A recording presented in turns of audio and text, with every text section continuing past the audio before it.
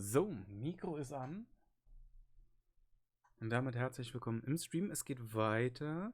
Jetzt nicht mit Lies of P, weil Game Pass ist rum. Aber ich, ich habe durch den lieben Nazca Agatha Christie, The ABC Murders bekommen. Ja, man sieht jetzt hier halt nichts, weil das halt auf dem PC stattfindet. Aber, also ich hoffe, dass das hier soweit auch funktioniert. Und Hercule Poirot. Was auch immer das heißen soll. Wie? Bleibe Lycos. Ego-Punkte Fortschritt. So, also, hier schauen wir rein. Wie cool. Aha, ich kenne den nicht. Kenne ich nicht. Sollte jetzt auch nicht so rechenaufwendig sein, dass ich da nichts umstellen muss. Ui, Rechnung.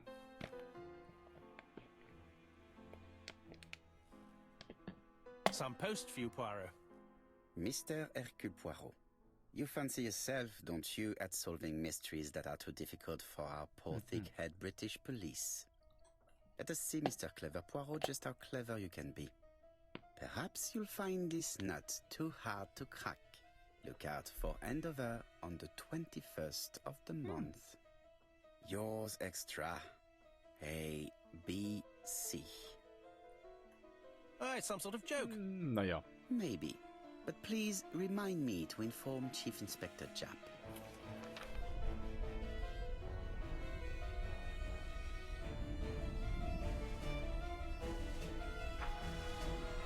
Angel. Grüß dich. Ich tue mal die Maus da raus. So.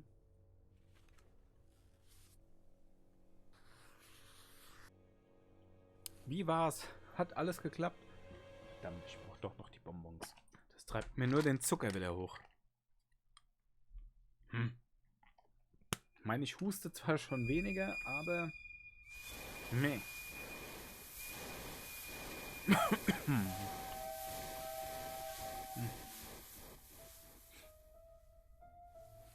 Ja, mach erst mal zu. Genau.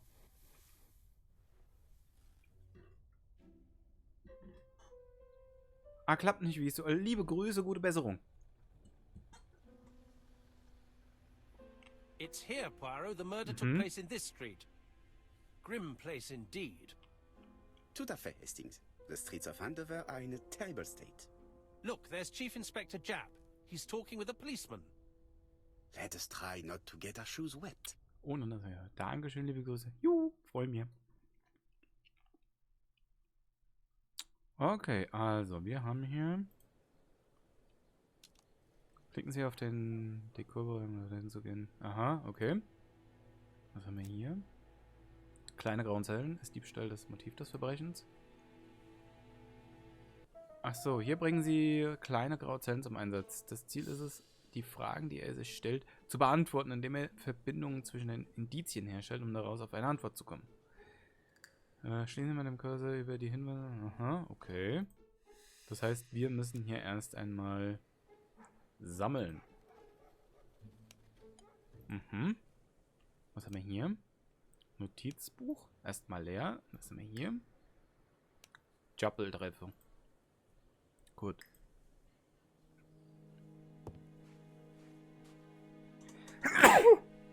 Obala. Entschuldigung. Dann gehen wir erstmal zu ihm. Dankeschön. Over here, it's Hastings and Poirot. You missed the 9 o'clock train? We took the 10:30. Luckily, the service is good to Andover. So, Chief Inspector, what do we have? The victim is called Alice Asher. She owned this tobacco shop. She was killed yesterday with a blow to the back of the head. At what time? Let me just check. Kurz nachschauen. Ach so, das, ich dachte...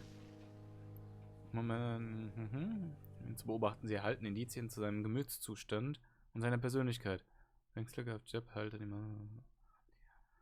Und Wähler beobachten, okay.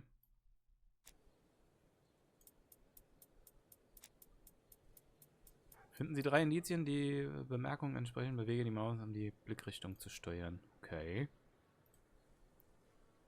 Is Jap being too relaxed? Let us find the clues that prove it.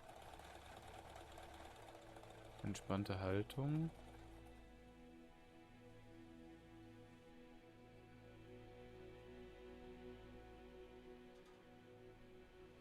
Leichtes Lächeln. Das sieht man gar nicht.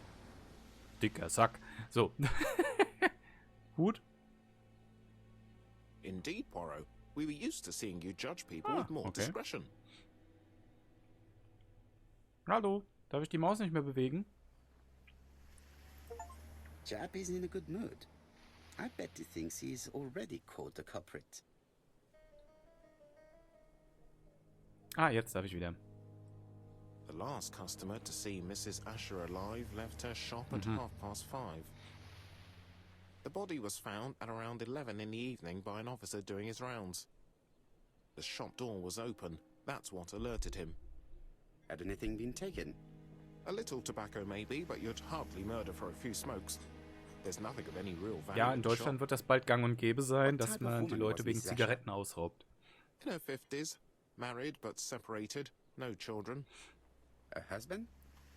Aha, Franz Asher, the husband. Alcoholic and violent. It's said that he regularly insulted his wife and threatened to kill her.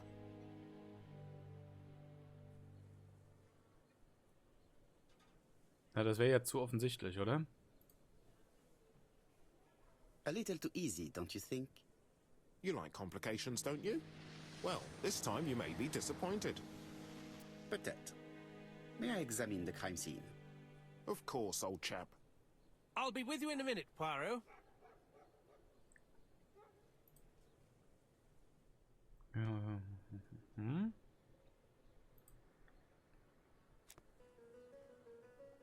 Ich guck mir gleich das Inventar an. Ach, da liegt sie. Eigentümerin eines Tabakladens. Sie war mit Franz Escher verheiratet, lebt aber alleine.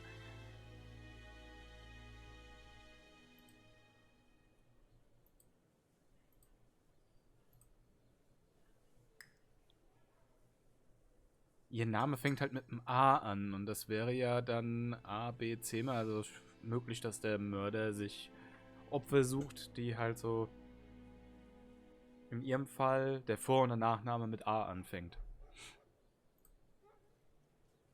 Könnte ja sein. Was ist das?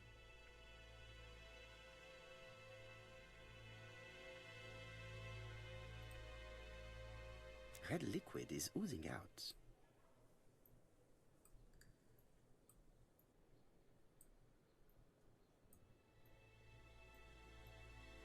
Oh, Erdbeeren. No, it's just some strawberries that are losing their... Ja, gut.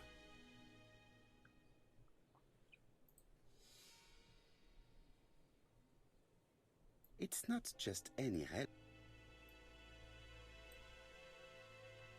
It's open at the letter A. There are no prints on the book. Ich bin ja noch nicht fertig gewesen. Ich wollte noch da, It's not just any... Hier, wegen ABC.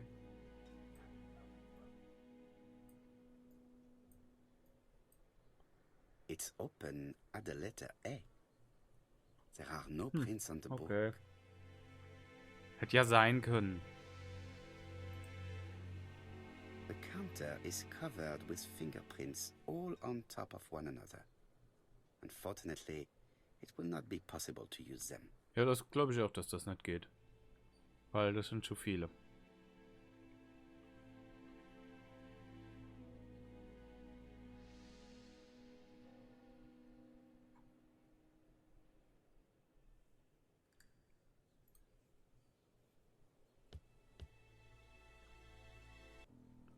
Geheimnisse in der komplexen Maschine sie aufzudünnen.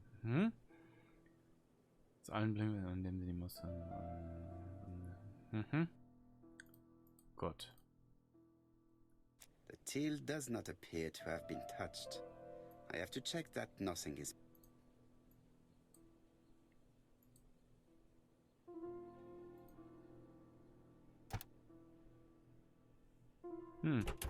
Something is preventing the drawer from opening.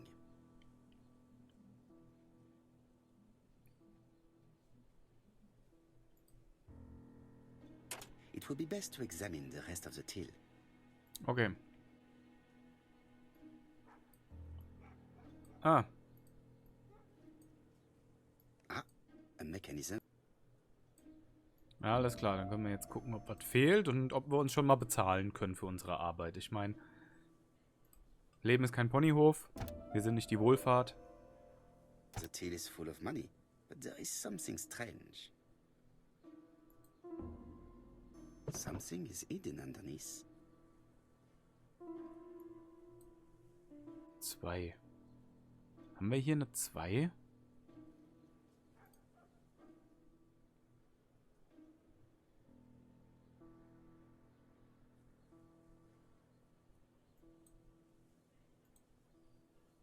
Something is hidden.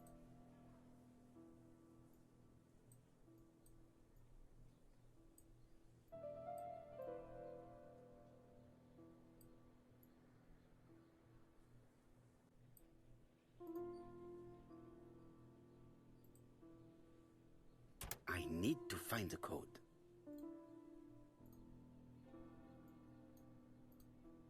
Ich habe ja die... Ach so. Okay. Also der letzte Buchstabe... die letzte Zahl ist eine 2. Jetzt hat man da natürlich mehrere Möglichkeiten. Da ist der 5. Das erklärt jetzt diese Zahl. Jetzt... Ach, eine 8. Okay.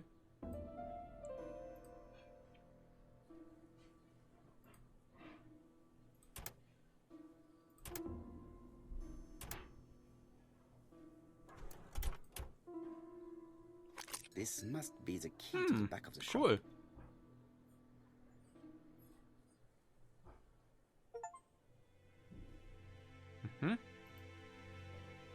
Jetzt schauen wir uns hier die Dame an. This poor woman's head is resting in a very even-shaped pool of blood.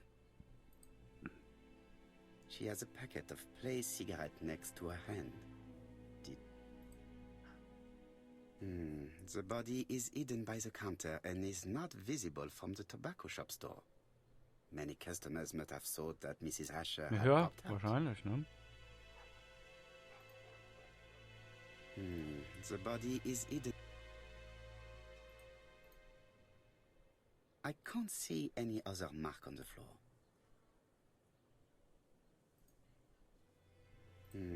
The body is... She just has one wound on the back of the head. There are no other wounds or signs of a struggle. Okay, jetzt haben wir hier 5. Jetzt können wir hierhin noch gehen. Ja, lass mich doch mal in Ruhe das Schlüssel holen. Kann doch nicht sein. Also.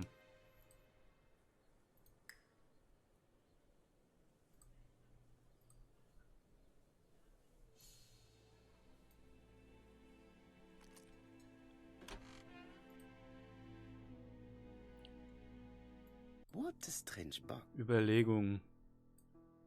Ach, eine Puzzlebox. Oder was? Oder wie?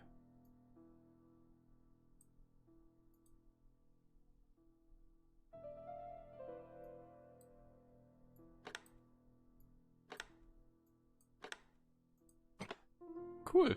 This button appears to activate the Das ist ja mechanism. cool.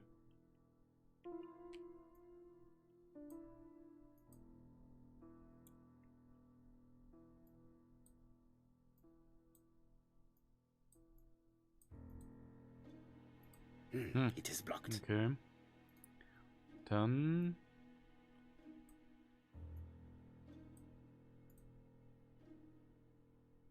könnte hier sein, dass hier noch mehr ist.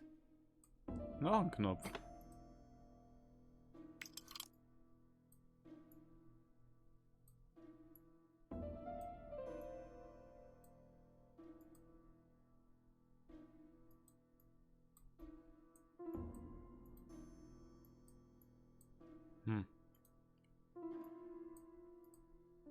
Mal sehen, ob es jetzt aufgeht. It is blocked.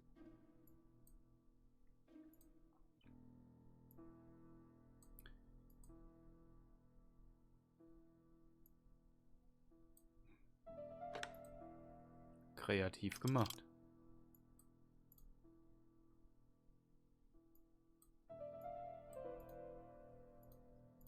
It is blocked. Ach, alles macht ein weiteres frei, oder wie?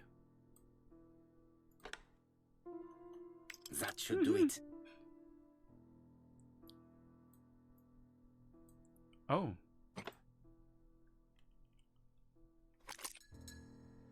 Who is this young woman? To my dear Aunt Alice, Marie Trauer.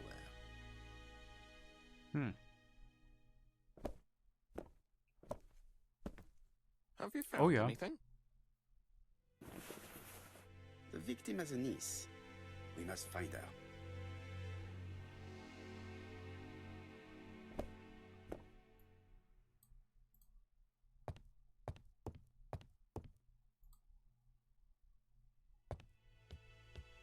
Einfaches Getriebe. Auch schön.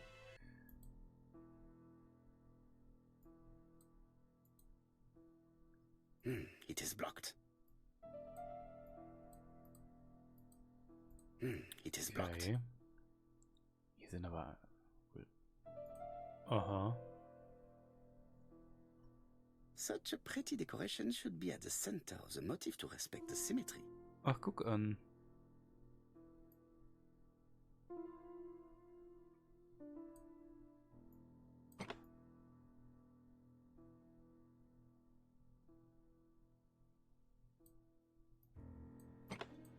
Mhm.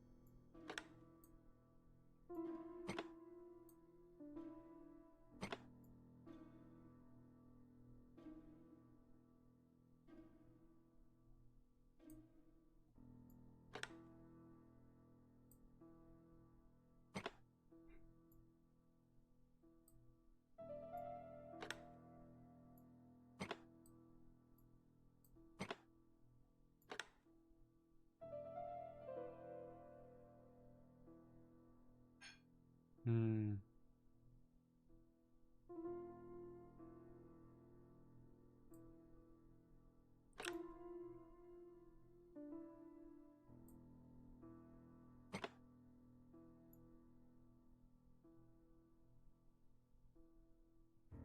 Hoppala.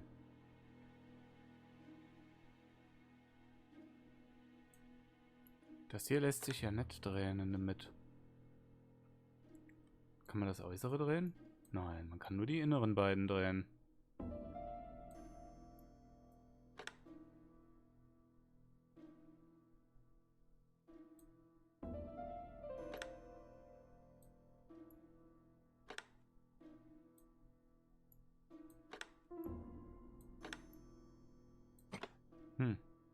Okay.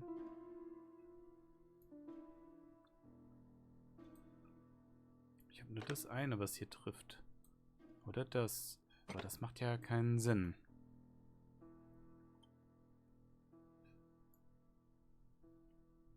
Das da auch nicht.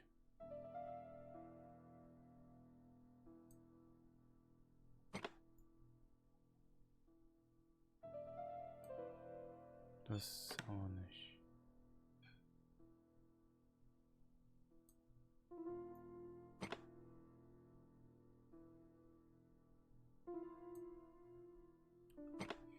Ach, oder muss ich... Ah, okay. Und dann darf ich weitermachen. Und das kann ich dann nicht drehen. Ah, verstehe.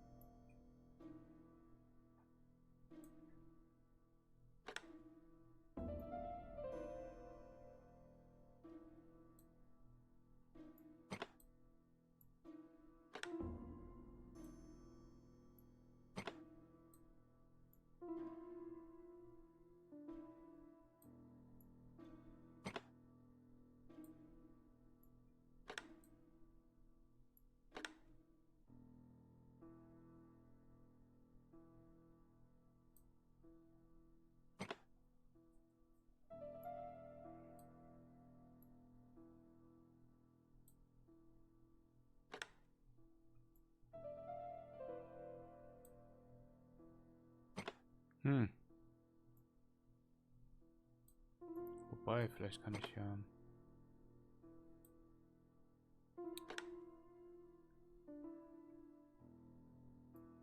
Das wäre schön.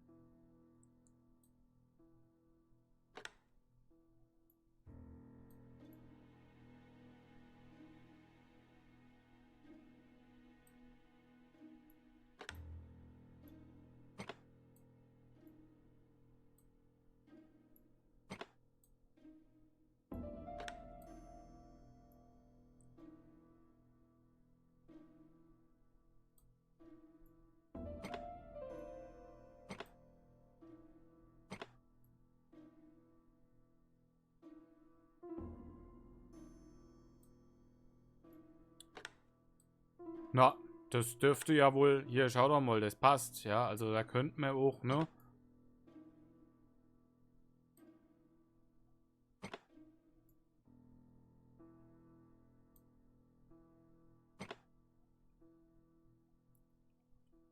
Hier.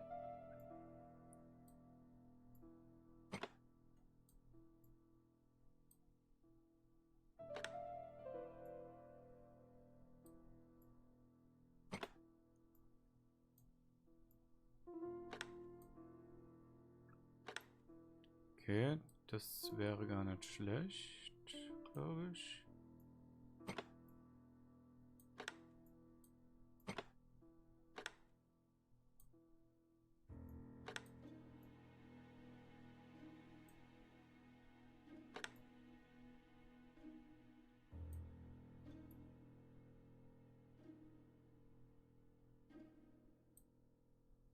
Das wäre dann so. Mal sehen, ob ich da so... Ich muss ja letztendlich nur irgendwie...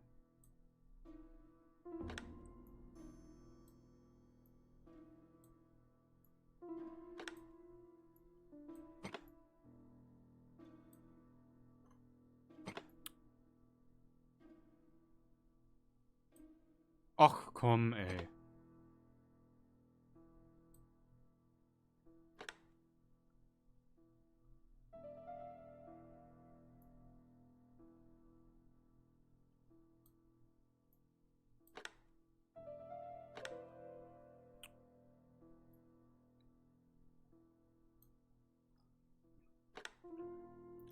Könnte ja auch einfach passen, ne?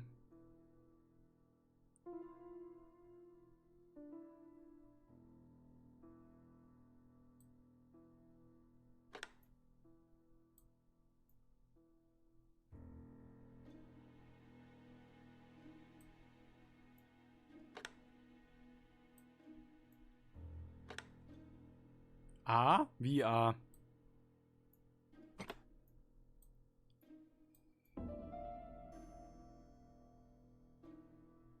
Ja, komm, dreh dich doch mal. So wie ich's haben will. Mhm.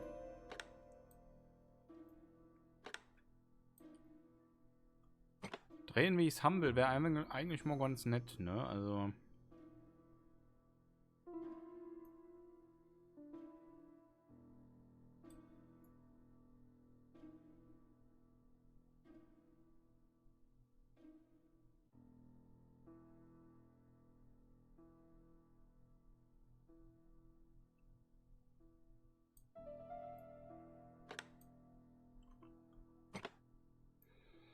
Ah.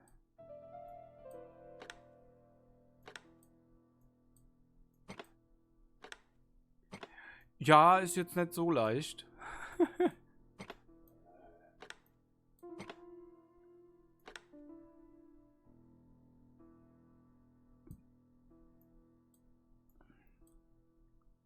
Weil das sich halt nicht so verhält, wie ich sage wird, das passt. Ja, also hier, es müsste genau so einrasten, aber nein, tut das natürlich nicht.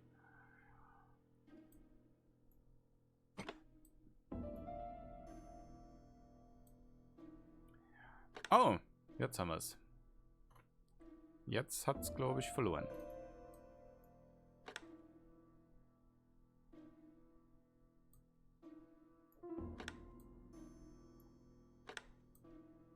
I heard a faint sound as if something was unlocked. Was ist jetzt offen? Immer noch. It is blocked. Okay.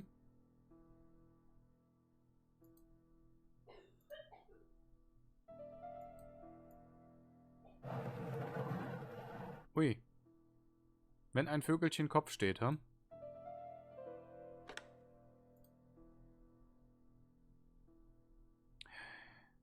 Hm.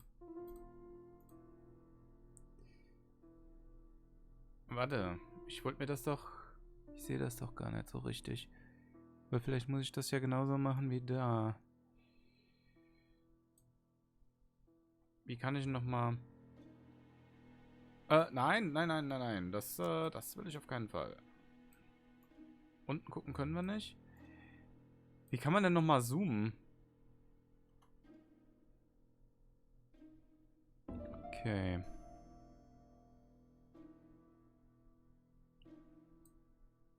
Das da... Steht so. Und der blaue... Das blaue ist links. So. Oh, Zufall. Oh, Laudanum. Interessant. Medicine. Laudanum-based cough medicine, Mrs. Asher, and Dover Morley Laboratory, London. It's strange to find such an elaborate medicine from a leading London laboratory in the home of such a modest woman. Aber ist interessant, oder? Seid mal ehrlich.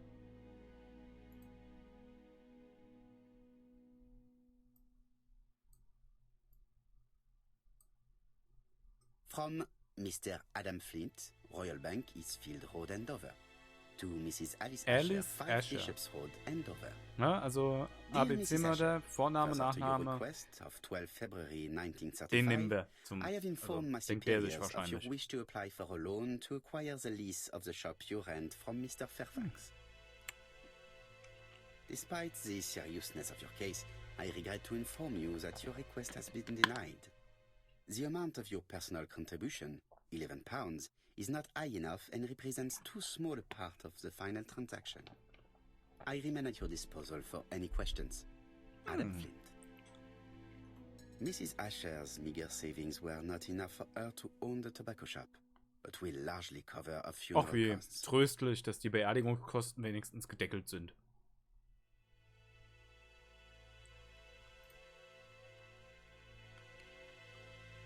Das könnte Blut sein. Blood. Das auch. Did Alice Asher suffer from nosebleeds? Und wer ist auf dem Bild? An inscription in German. Souvenir of our honeymoon in the Black Forest. To my Alice forever, Franz Asher. The Ashers were a lovely couple when they were young.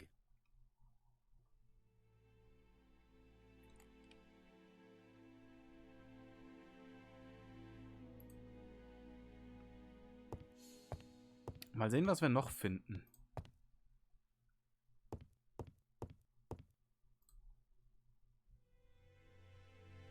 Ja, wir sehen kacke aus.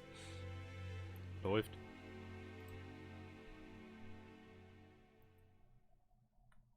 This interior is very simple.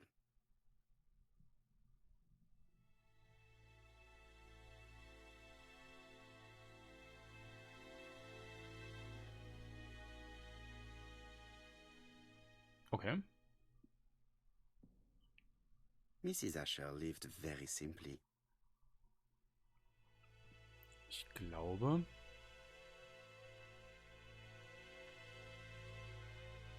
Das gehört dann noch dazu, oder? Zu dem hier. Mrs. Asher lived Ach so, very okay. simply.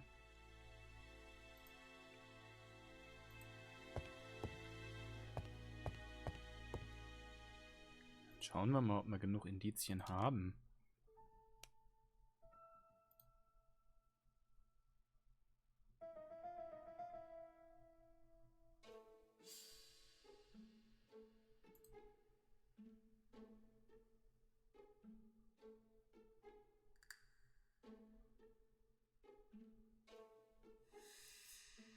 Na, dann fehlen dann noch Indizien.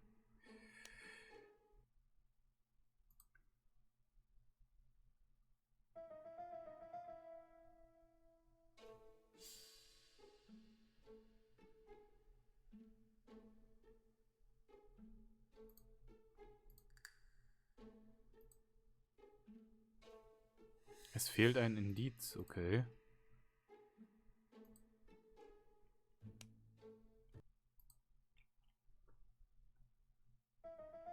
Nein, denn es fehlt nichts.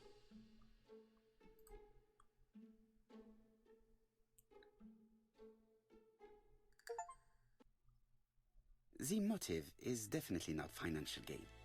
There is no sign of a struggle, and the till has not been forced or emptied.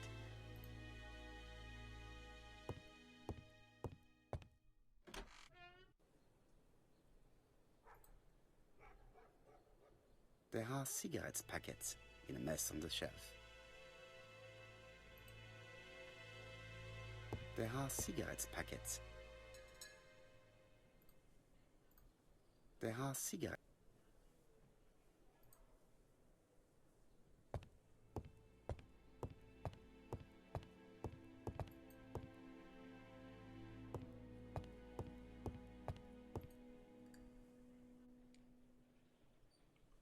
The place is unusually tidy for a crime scene.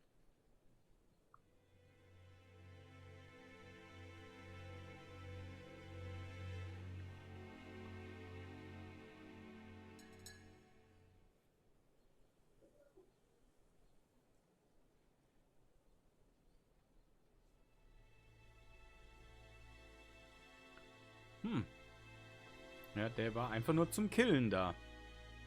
Nothing suggests any sign of a fight.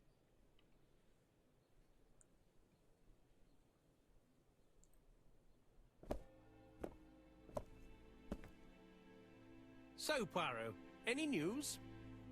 So, an ABC guide with no fingerprints but prints all over the counter. Normally, the tobacco shop does not sell ABC guides. Exact. Mon ami, could you have a word with the neighbors? Some may have seen something. Of course, my friend, I'll do it straight away. I think I've looked everywhere here. Let us see if I can find any more information in the shop's surroundings. Okay, mal sehen, ob mir jetzt hier noch irgendwie was...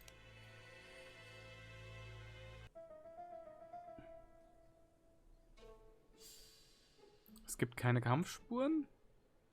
Und sie hat eine Wunde hier. Ja, vor Ort ermordet.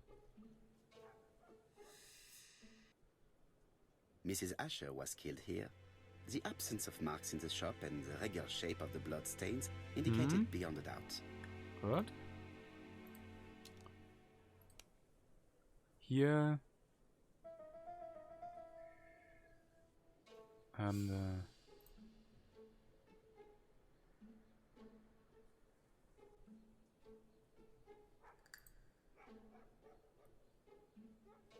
Genau.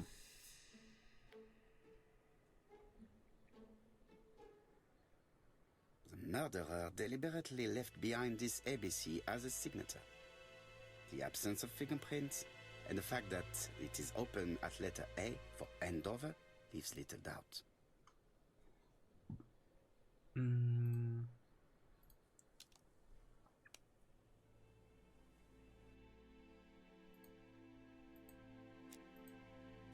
Okay, das ist hier alles. Was haben wir hier? Die Umgebung ist...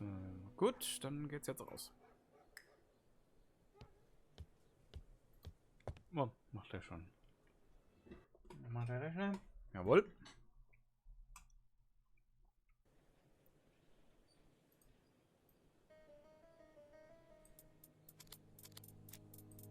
£4 a letters, a lovely large letters, £4 only. A bottle of poor quality vinegar. The smell could awaken the dead. Ja, dann hoffe ich mal, dass die Toten tot bleiben, hm? Ja, sollen wir beobachten. This woman appears to be a smoker. Mhm.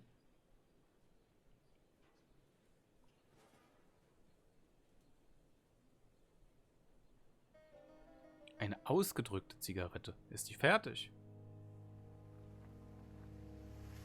She's a big smoker. She must have been a customer at the tobacco shop. Vermutlich, ne? Also.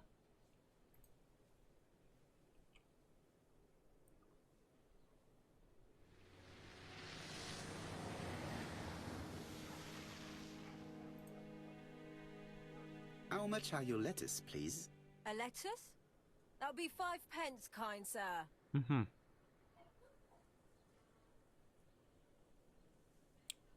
Die hatte doch was von 2 gesagt, oder?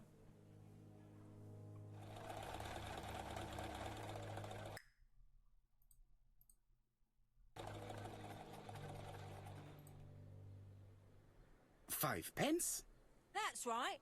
Maybe so slightly hard of hearing. I heard you shouting a lovely large lettuce 4 pence only earlier. Did I? Well, I must have been mistaken. Begging your pardon. But if I said 4, it's 4. Why not take 2 for 8? No, thank you. I was only asking. Did you know Alice Asher well? And for starters, who are you? I'm Hercule Poirot, the detective. You're foreign, that's for sure, with your accent and your odd way about you. And you're here about Alice's murder, I suppose. Well, I've nothing to say to you. Did you speak to the victim yesterday? No, I never saw her.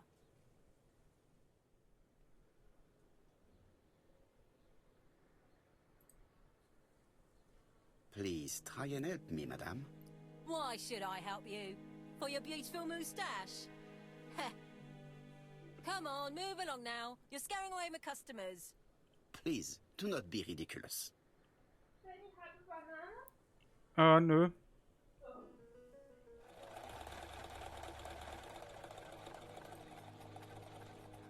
I know that you went to the tobacco shop yesterday. Well,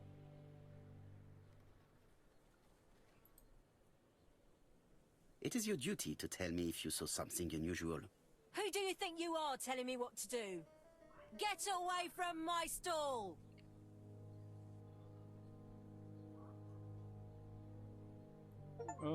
Rustikaler Beichtstuhl. Ah ja.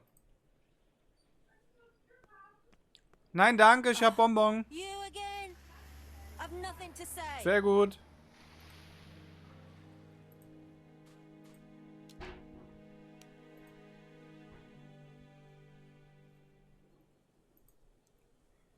Die könnten ja auch ein bisschen mehr mitarbeiten.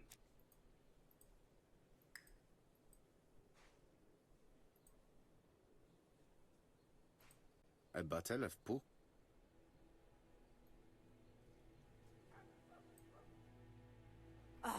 You again? Wieso ist sie so unfreundlich? Strawberries, 6 pence a pound.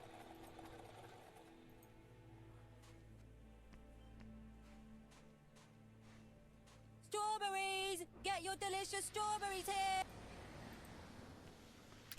Dash! A puddle. How clumsy. Hoppala. Dash! A puddle. Ja, ja. How clumsy. Dash! Ich drück hier drüber hin, aber ist ja okay.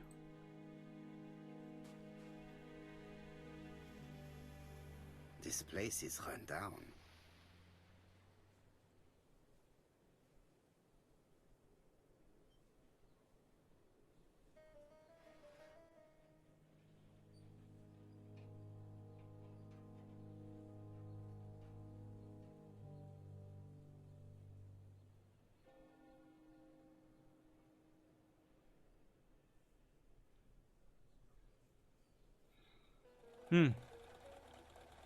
This is a really cutthroat neighborhood. Anyone could have committed the crime.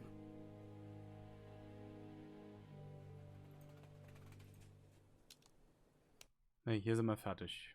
Also vorerst.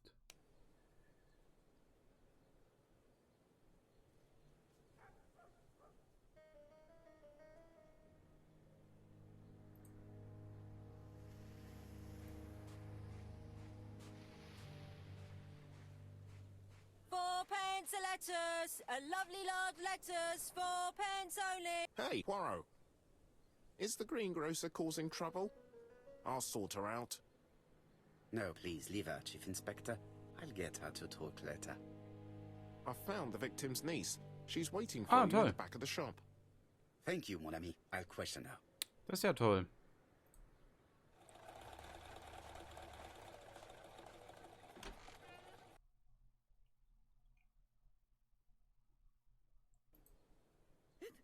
Oh, die haben aber... Jap had the body removed out of respect for the victim's niece. His attention is commendable.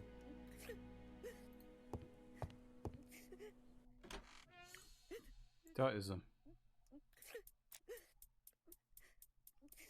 Is her grief sincere?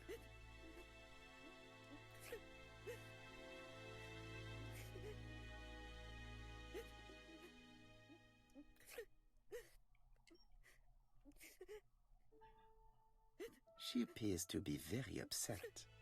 She's dressed in mourning. She looks fragile. Sieht ja schon mal relativ aufrichtig aus, ne? Fordern, dass sie aufhört zu weinen. Ja klar, ich bin ein Arsch, natürlich. You were very fond of your aunt, am I right? She was the only family I had since my mother died.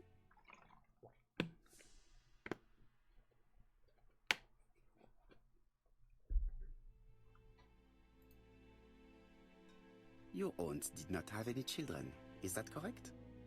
No, she was separated from her husband. What do you think about Franz Asher, your aunt's husband? He never left her alone. Poor aunt. She used to drop by all the time and make a scene.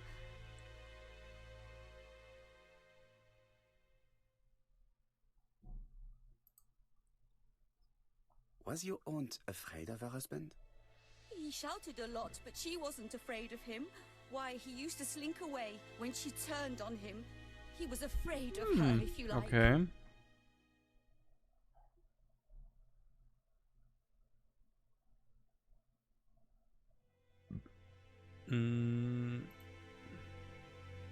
Did your aunt enjoy good health?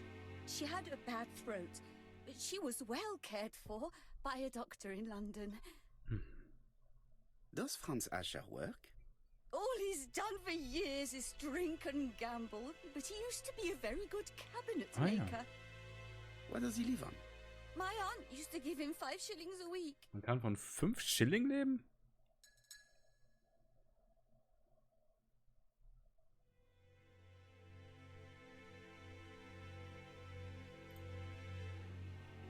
Did Franz Asher extort this money from her? No, no. She didn't let him intimidate her. She gave the money quite willingly. Okay. He was her husband. She couldn't leave him with nothing. Sehr fürsorglich. I understand. You have been of great assistance, mademoiselle.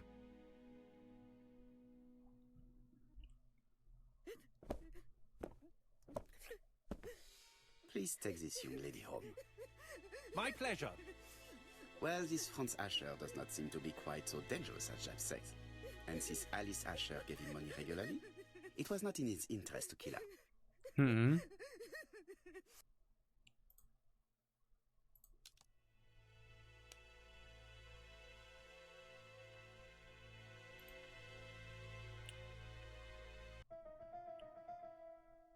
Na, da fehlt wohl noch ein Hinweis.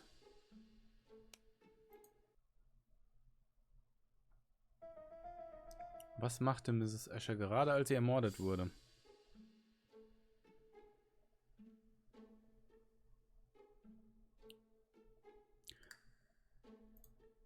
Ich glaube, die war am Aufräumen.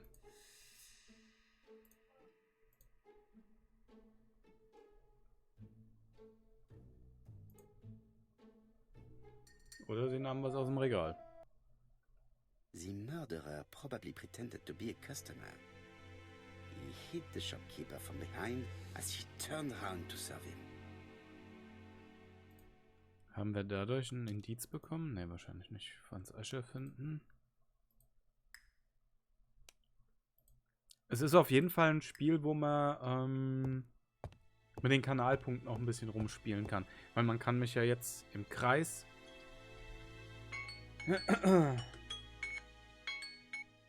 Moment, bin gleich wieder da. Muss mich pieksen. Bin gleich wieder richtig anwesend.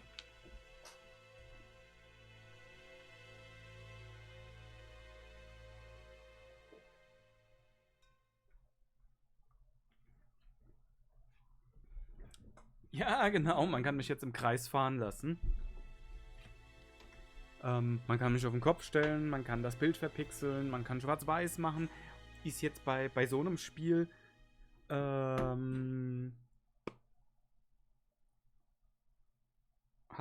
da bietet sich's mehr oder weniger an, da so ein bisschen rumzuspielen, nicht wahr? Ja, weil bei Spider-Man hat sich das ja nicht angeboten. An für sich.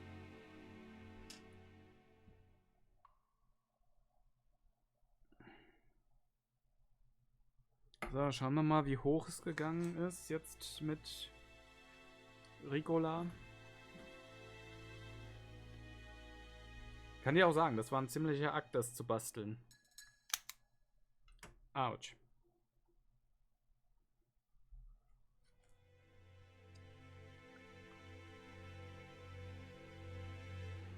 So, für die, die das noch nie gesehen haben, ich habe hier so ein Messgerät. Geht dann an. Und dann kann man hier messen. Zielwert ist unter 180 zu kommen. Ich bin bei 144. Und das trotz Ricola. Also Ricola hat ordentlich Zucker, aber das ist das Einzige, was bei mir funktioniert und wirkt, dass ich nicht so viel husten muss. Also es ist ein Teufelskreis. Ja, und dann habe ich hier so mein... Muss man dann hier so drehen und dann habe ich da ein frisches Nädelchen drin. Und das ist mein Desinfektionsmittelchen. Damit das auch schön, sauber und ordentlich, ne? Ja.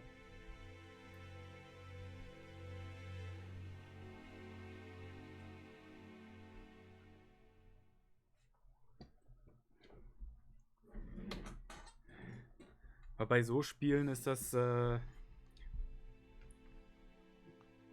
ganz witzig, dass man dann einfach mal so rumspielen kann. Sprich, man verpixelt, man macht schwarz-weiß, man macht einen roten Rahmen, also Sachen. Und, heute Abend um 8 bin ich beim Kuli.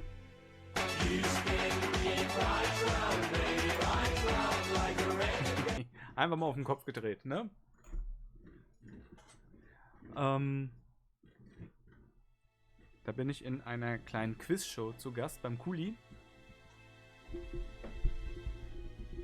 Bin ich mal gespannt, wie es wird und was da so passiert.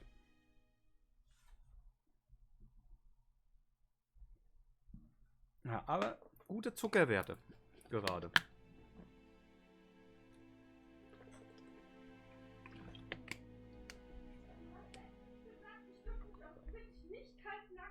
Und warum macht die das dann?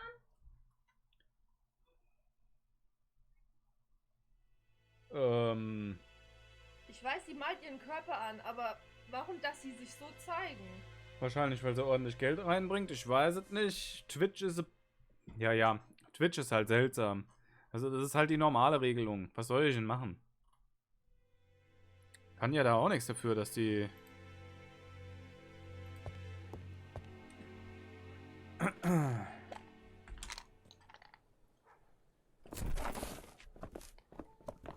Jawohl. Und ein Dreher. Sehr geil. We have to wait for him to sleep it off. He's all yours, Poirot. There are a few things I need to check. There must be some way of sobering him up. I wonder what his wife used to do. He must have scared the customers away. Hat ihn in Flucht geschnarcht. Toll, jetzt hat er da... It's Alice Asher's Ja, name. da schauen wir mal drauf. Bodley. The fruit seller has debts too. She will probably be more cooperative thanks to this piece of information. Hier. Mary Drower was telling the truth. Mrs. Asher regularly gave money to her alcoholic husband.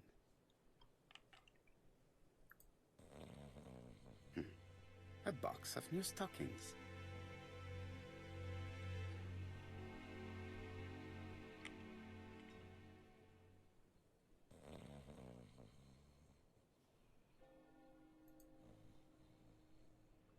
Is not in any condition to be... Gut, dann gehen wir mal kurz raus und reden nochmal mit der anderen. Weil die ja Schulden hat.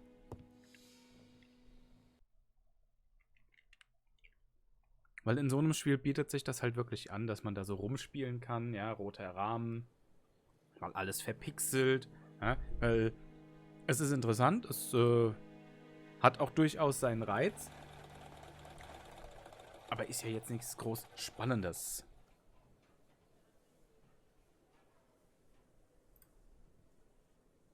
Your fruit is rotten. What? A foreigner dares to say that?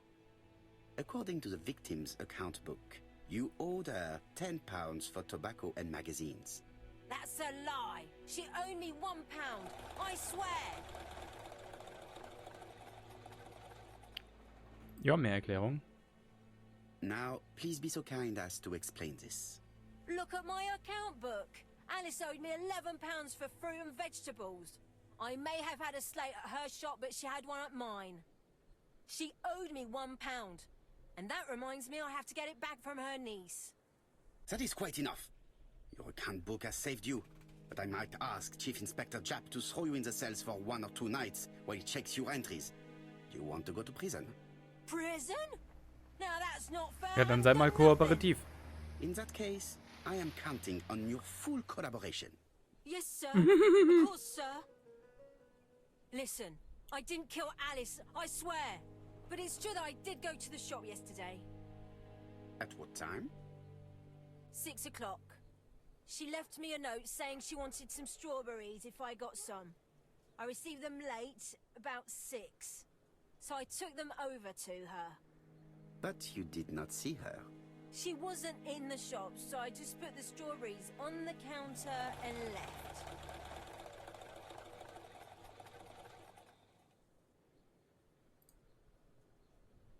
Did you see anything unusual in the shop? No. Well, maybe one thing. There was a railway guide on the counter. Alice didn't sell them. Maybe it's the customer who left it there. You were not alarmed? I thought Alice had just gone to get her medicine from her room and that she'd be straight back. You mentioned medicine. Something for her cough. She used to take it a lot. Who do you think killed her? France. Her scoundrel of a husband. He was always after her for something. Well, he's a foreigner. Sorry, sir. What I mean Ach is jo, he's natürlich, German. klar. That's Ein Deutscher even ist schlimmer worse. als ein Ausländer. Did you see Franz Asher? Wenn man sich die Ampel anschaut, hat's recht. Well, no. But at that time of the day, the streets are packed, and I have better things to do than watch her shop. Kann man so sehen.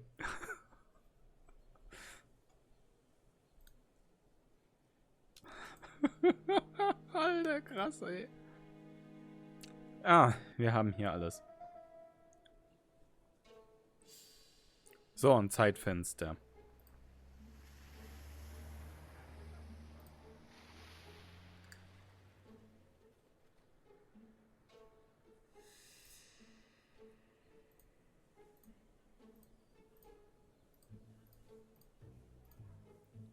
Das wundert mich jetzt.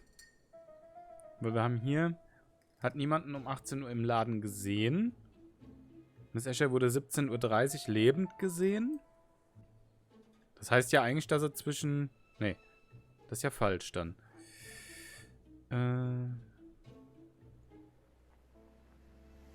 Parkticket verlängern. Alles klar.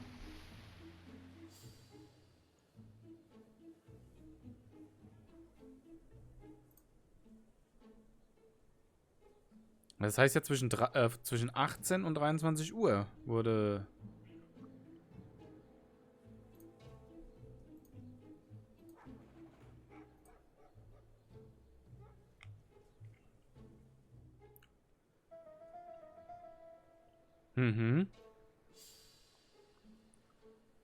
Verkleinern und warum? Ja, wegen 18 Uhr. Vielleicht wegen der Ankündigung? Nein. Man hat sie halt hinter der Theke das nicht gesehen. Genau. Zwischen 17 und 18 Uhr. Ja.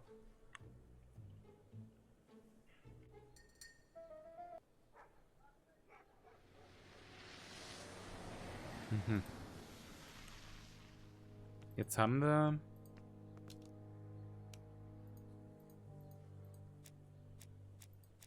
Jetzt haben wir das eingrenzen können. Nüchtern. Hier ist soweit alles geklärt. Was könnten wir nüchtern machen?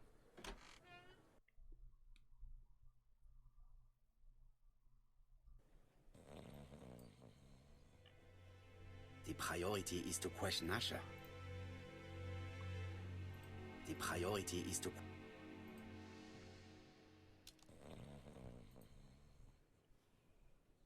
Is not in any condition to be questioned.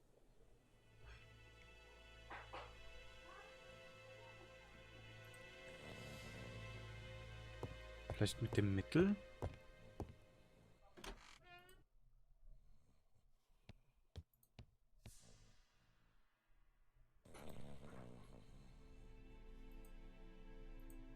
Nee. Medicine.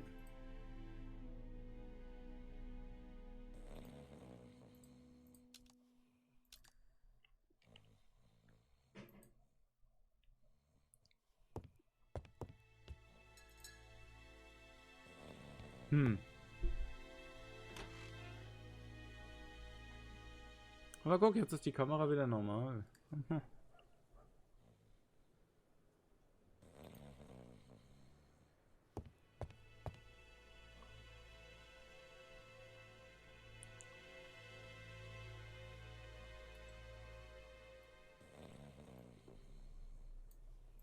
Is not in any condition. Wie wecke ich den Schlafsack jetzt auf?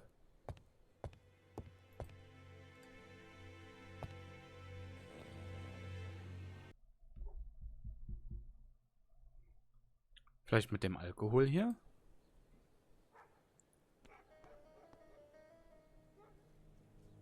I'll just borrow your bottle a moment. Take it. It's what Alice used to sober up her husband. But try not to empty the bottle. Ah, na toll.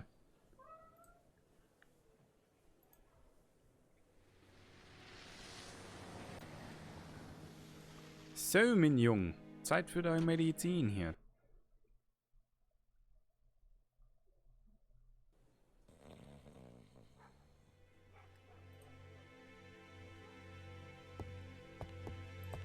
He's not in any...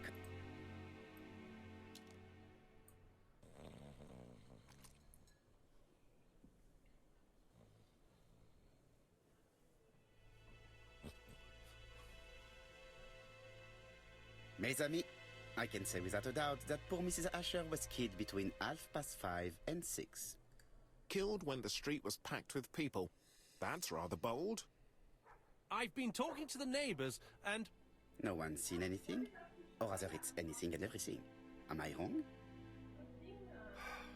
Bitte was? Ich wollte das Geschrei anmachen. Aber Welches Geschrei? da wollte ich dir schicken, aber es ging nicht.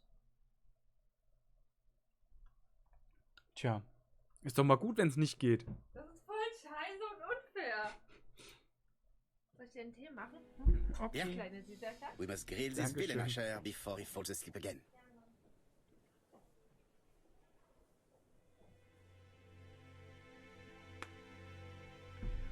So, jetzt können wir uns mal angucken. Der sieht aus, als hätte er ein blaues Auge. Kann das sein?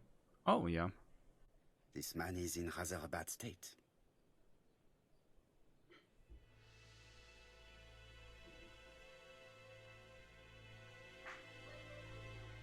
Der hat sich gekloppt, hm? This man has been fighting and he smells of alcohol.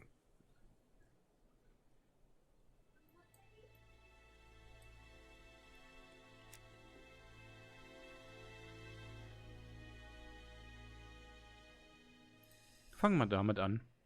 Care for a cigarette, monsieur? What's that? Scented cigarettes? No thanks. Bien. I was trying to be friendly, but you are quite right. Let us get down to business. You threatened to kill your wife, and now she is dead. So what? You shouldn't take things so seriously, sir. Nothing but empty threats. We didn't get on all that badly. So, if things were going so well with your wife, why did you not live with her? She was the one that left. Nothing to do with me, sir.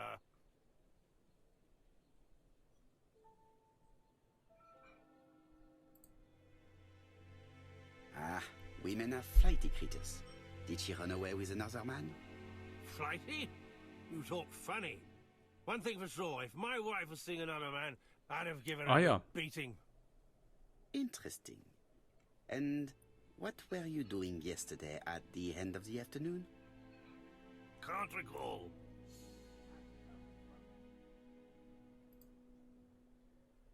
Come on, my friend. Try to remember. It is important. I'm really sorry, sir, but I don't remember a thing. I see. But maybe you do remember threatening to kill your wife? So what? You shouldn't take things so seriously, sir. Nothing but empty threats. We didn't get on all that Das hast du badly. eben schon gesagt. Are you often involved in fights? I don't know what you mean.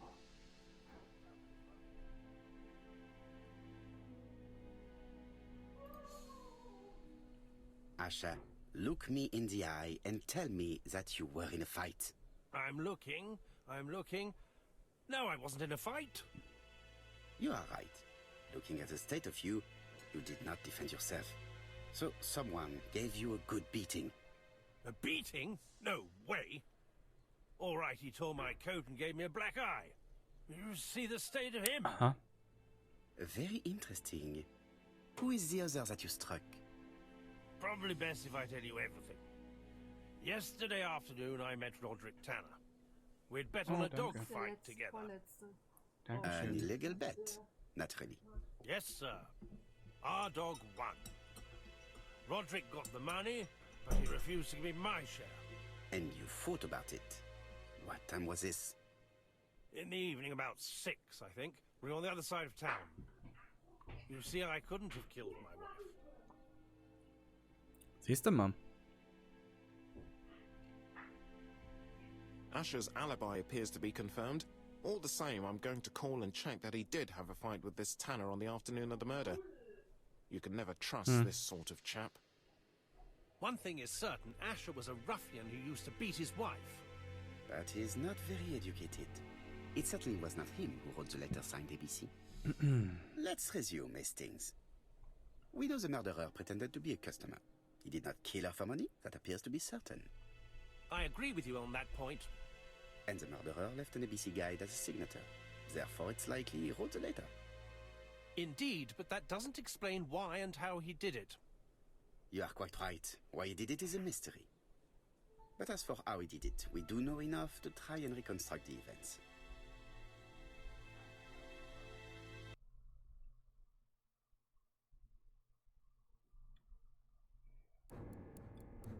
Verlauf des Verbrechens, indem wir mögliche Aktion des Mörders auswählen. Oh! Rekonstruktion. The killer enters the shop. Fortschreiten? Nee, fortschreiten. Mrs. Asher turns around to greet her customer. Genau. Dann hat er was bestellt. The murderer asks her for some tobacco. She turns her back to him. He seizes the opportunity to strike her. He then places the ABC upside down before leaving. Everything appears to match the crime scene, mon cher Hastings. That is exactly what happened. Erfolg. Cool.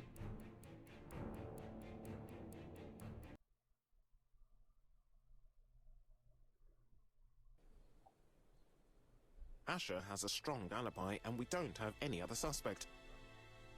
But what was the point of this crime? Oh, man kann Twitch She aktualisieren. had no Okay. debts. She gave Franz Asher money regularly. She wasn't owed money. Nobody stood to gain anything. No doubt about it, the murderer is insane. And I fear that we had not heard the last of him. I hope you're wrong for once. Bien, let's go back to London. If we hurry, we should catch the 7:02 train. Are you coming? No, unfortunately, I have to talk with Andover police. See you soon then. Are you coming, Hastings? Let's go home, there's nothing for us here. Haben wir also sauber jetzt nicht unbedingt das Verbrechen gelöst, aber wir konnten ein bisschen was rekapitulieren. Well, do you have any idea about the killer's identity? The crime was committed by a man of medium height, with red hair and suspicious eyes. He has a slight limp on the right foot, and a wart just below his shoulder blade. Was? Poirot! Woher so? Mon ami, what do you want? You fix upon me a look of dog-like devotion and demand of me a pronouncement à la Sherlock Holmes. Now for the truth. I do not know what the murderer looks like, nor where he lives, nor how to set hands upon him. What shall we do then? Nothing. Nothing? Do not be so impatient, Hastings. The killer will manifest himself soon enough. I thought I heard the postman. Maybe there's some news. I would go and see.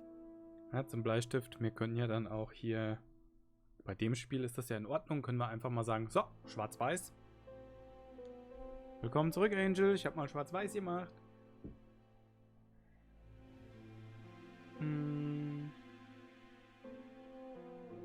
Ja, also die Cam, die lassen wir mal an. Die könnte man auch ausschalten. Dann kann man halt noch das nächste Mal dann einfach mal verpixeln.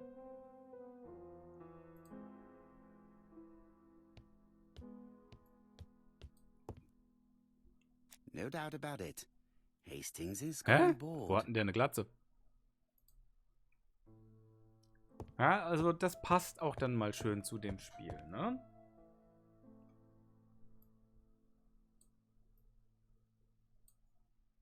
Dear Mr. Poirot, well, what do you think? I believe that I won this round. The end of our affair went like clockwork, don't you feel? But the fun has only Mongolos. just started. Wie geht's I dir? would like to draw your attention to Bexhill-on-Sea on the 25th of this month. We're having a crazy time. Best wishes. ABC. Ach, selbst die Emotes sind schwarz-weiß. The next crime Okay. will be in Bexhill. We must warn Jap Okay. to Scotland Yard. Did the letter indicate anything that might help the police? To be honest, I think we can already guess something about the next victim. But I need to think about it a little more. Selbst die Emotes sind schwarz-weiß.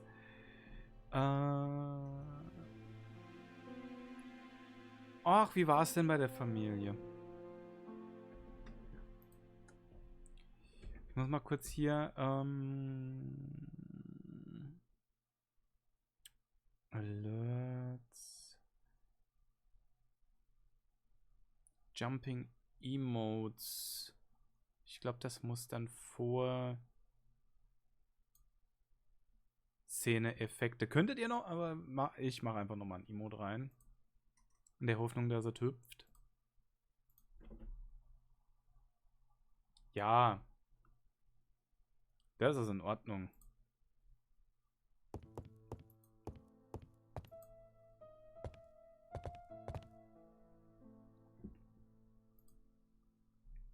Daily Flicker, June the 22nd, 1935. Battle over control of bank system. What will the government do for money? Andover, murder of a tobacconist. Ah, ich weiß gar nicht. Ach nee, das kann man erst machen, wenn es fertig ist. Meine Cam kann mittlerweile so im Kreis fahren. Also so. Oder wir drehen sie halt auf den Kopf. Homunculus, das geht mittlerweile auch. Finde ich ganz cool. Überlegung. Oh. Let us examine this more closely. I. Das I betont. I. A. Ja, wenn die 5 Minuten rum sind, weil ich lasse das halt nicht überlagern, sondern mache das halt nach und nach. Weil wenn wir jetzt beispielsweise einen roten Rahmen hätten in schwarz-weiß, dann ist es halt schwarz und kein roter Rahmen mehr. Ja?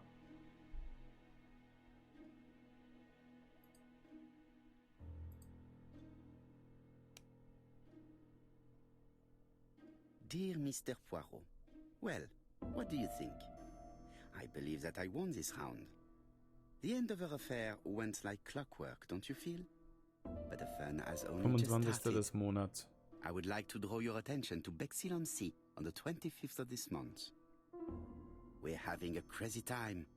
Best wishes. Jetzt sucht er sich einen Ort aus, der mit B anfängt. Ja, ich glaube, das kommt dann am Ende. Dann fängt das einfach an und geht los. Weiß gar nicht, wie... Ja, noch eine Minute circa. Oder weniger. Also ich denke, der sucht sich jetzt einen Ort aus, dieses Bexhill-on-Sea. Fängt mit B an und dort ist jemand, der im Vornamen B hat und im Nachnamen B hat. Und der wird halt platt gemacht. Wenn die das, wird das zurückgesetzt. Sie müssen neu oh, okay. Certain characters in the two letters may have similar defects. Ah, guck. Yes, the A appears to be quite unusual.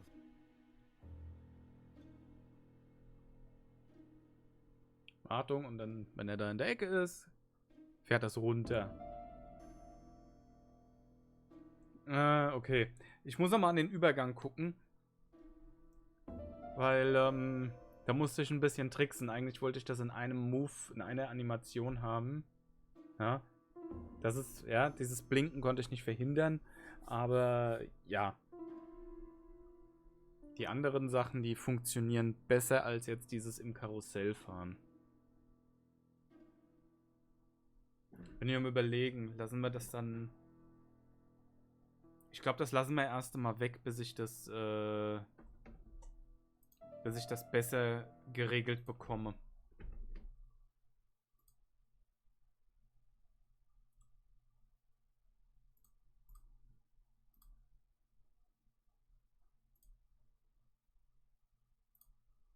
Ist zwar sehr cool, aber...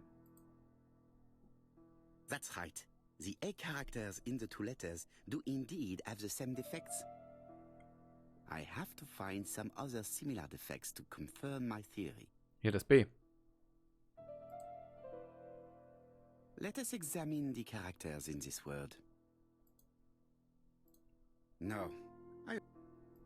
I have to find... Let us examine the characters in this word. Let us examine the characters in this word. Let us examine the characters in this word. Yes, this I is weird. Yes. Okay. Yes. The I characters in the two letters do indeed have Also ich some habe jetzt das defects. mit dem Karussellfahren. I have to find some other similar defects to Ich habe das jetzt confirm mit dem my theory. Karussellfahren erst mal rausgenommen, weil ich muss das erst noch besser hinkriegen, weil sonst... Man hat ja eben gesehen, diesen einen Fehler da.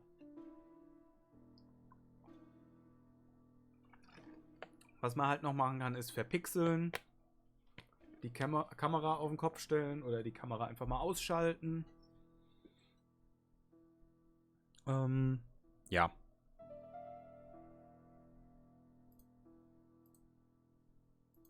Let us examine the characters in this word. W. Nee.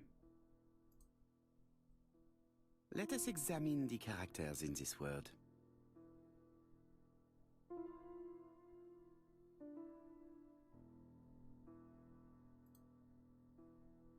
Let us examine the character. No, this character does not appear to have any defects. Let us examine another word.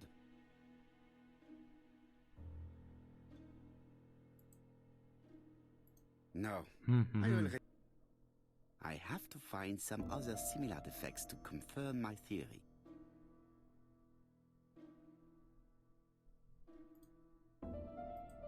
Let us examine the characters in this word.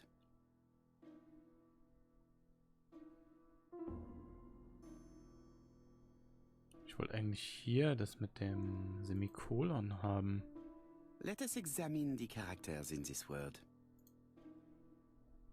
Nothing to report for these characters. Let us examine another word.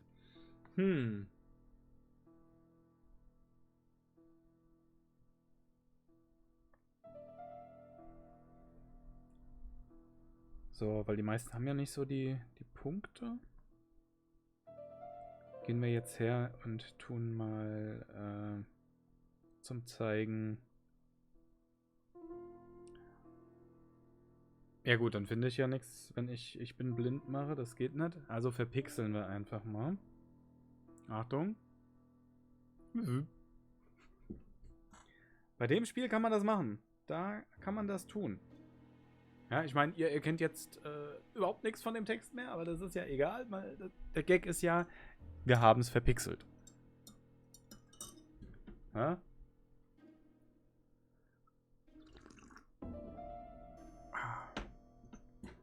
Nee, aber dass die Cam sich so rüber bewegt, das muss ich noch ein bisschen besser machen. Das muss irgendwie besser gehen.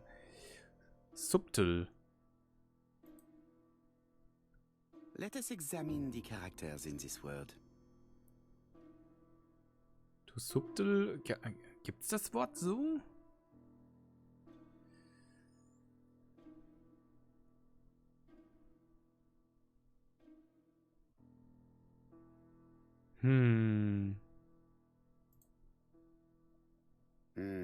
The W is not printed properly. However, the characters in the two words do not match. Of course, the W characters in the two letters do indeed have the same defects. My theory was right. These two letters were written with the same typewriter. Glückwunsch. Both letters were written on the same typewriter and show the same characteristics. You surprised Wie das me, aussieht, so Poirot. voll You retro. usually ignore Einfach geil. material proof. But there is nothing usual about these case hastings. Nothing must be overlooked. Auf dem Handy wirkt das doch auch, oder? Let us now try and get our brain cells to work. Na komm, dreh mal. Ja, auf dem Handy sieht das auch witzig aus, ey. Sehr cool.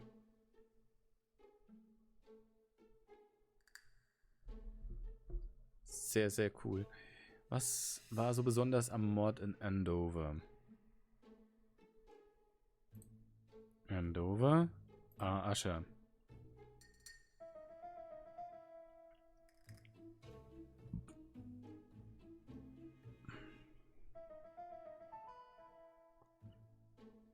Mordankündigungen in Bexhill. Eben, habe ich ja gesagt. Könnte mit einem B anfangen. Kann aber auch mit einem B im Nachnamen dann auch noch anfangen. So, Poirot, have you found something? Oui, I believe so. But I am afraid it is not enough to stop the murderer. Let us go and see Chief Inspector Japp. I will explain there. Genau. Was haben wir hier?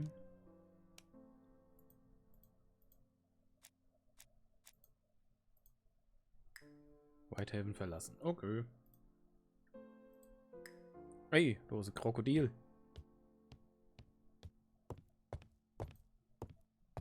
Wir können uns da ja noch umgucken.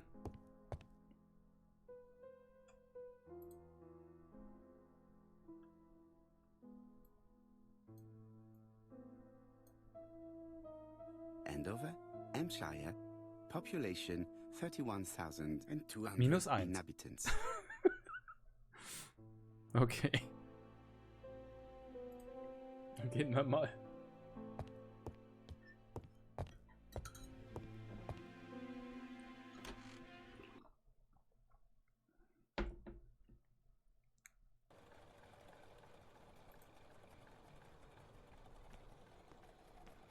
It may be time to go to Scotland Yard.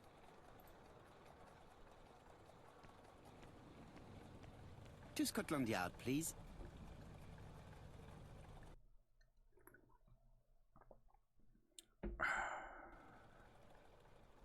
Müssen wir da rein? Okay.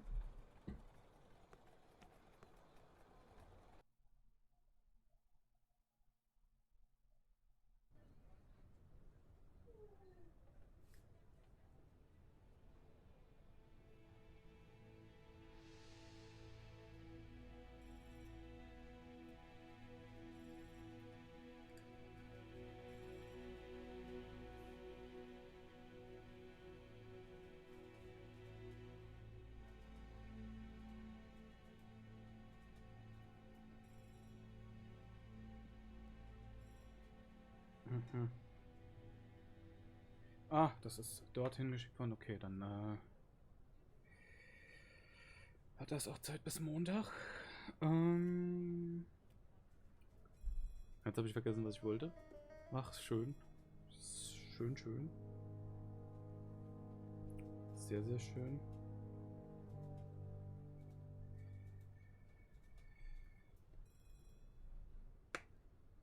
Homunculus, wie geht's dir eigentlich? Kami hatte gesagt, du wärst etwas angeschlagen gewesen. Geht's denn bergauf?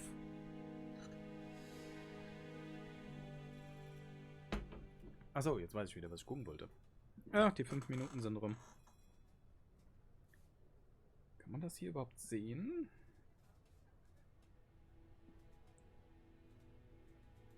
Oder nicht? Würde mich jetzt mal interessieren, ob man das auf dem Handy sehen kann. Scheint aber nicht so zu sein.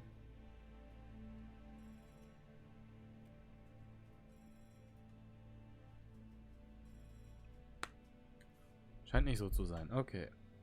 Ui.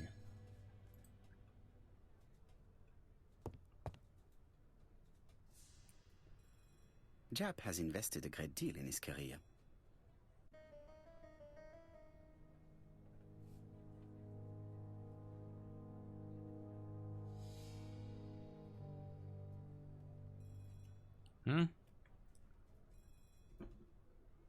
Japp is an investigator greatly respected by his peers.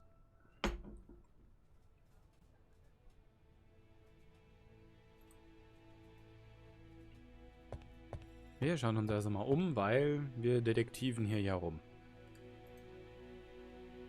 Alice Asher was murdered in Andover. The ABC killer's first murder. London. I really like this city. One thing is certain, you never get bored here. Okay, das da kann ich mir nicht anschauen. Das auch nicht. Aber ihn kann ich mir anschauen. Jap appears to be snowed under. Aktenstapel, ja, der hat viel zu tun, ne? Und will nicht telefonieren. Und schafft's nicht, seinen Kaffee zu trinken. Jap appears to already be overloaded with work. My news is not going to improve matters. Bonjour, Chief Inspector. I am afraid we have some bad news. I have just received another letter signed ABC. The next crime will be on the 25th in Bexhill-on-Sea. Are you completely sure it's from the same person? I have compared the two letters. There is no doubt about it. I suppose you think he's going to Yup. carry out his threats. I fear so. Good God, Poirot. Bexhill is very busy at this time of year, and we have no idea who the next victim will be.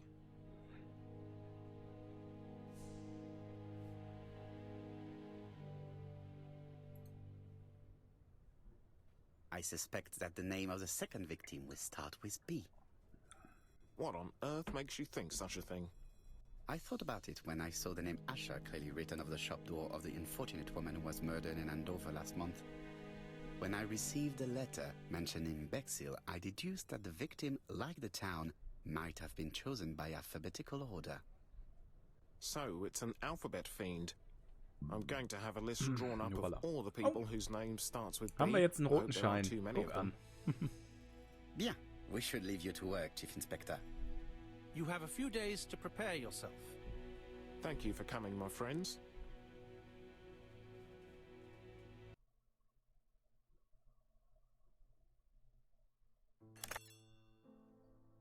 Poirot? Chief Inspector Jap, your call does not Nein. bode well. Indeed, we have just found the body of a young woman on the beach. Am in Strand Bexhill. auch noch. An ABC Beach. was placed on the body. We'll be there as soon as possible.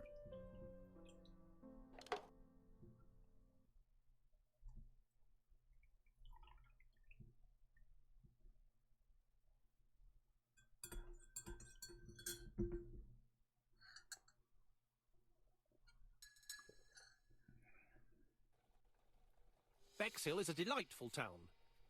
It would be nice to come back and visit. I do not entirely agree.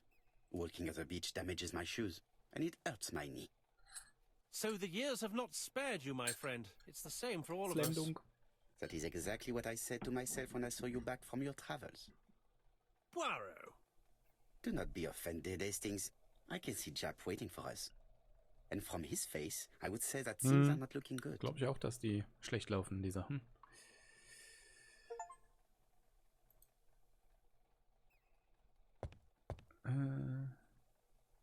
Bexhill seems to be a pleasant little town.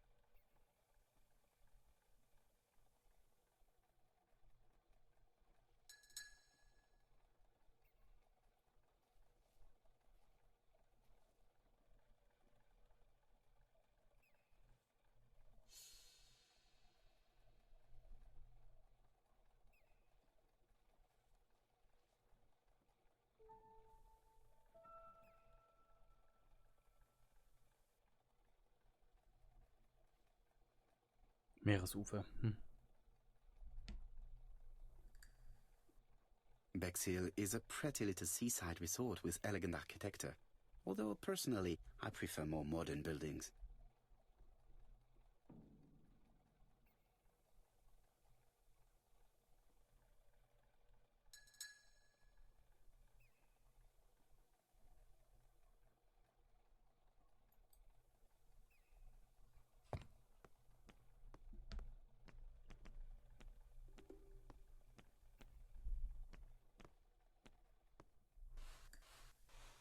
Oh, da liegt sie. How do you do, gentlemen? Chief Inspector?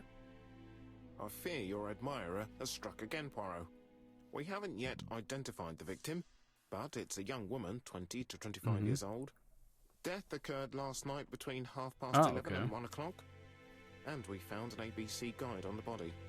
War sie hübsch? Come on, Poirot, that's rather out of Geil. place. War It sie has hübsch? no bearing on the murder. Are you certain? For women, it is often the most important thing. It often decides their destiny.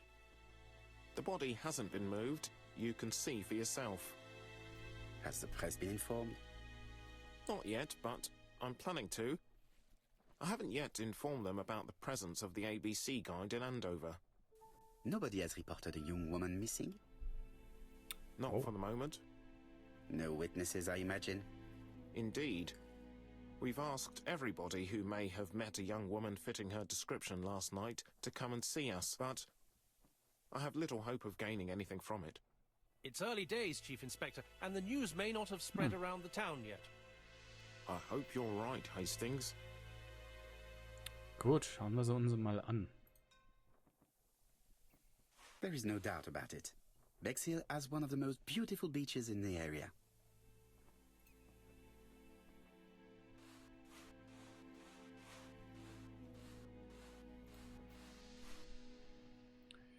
Würgemale. A braided silk belt. It may have belonged to the victim. This key is too small to be one for a house. Without a doubt, it is for a padlock. These marks have been left by a rope or a braided cloth.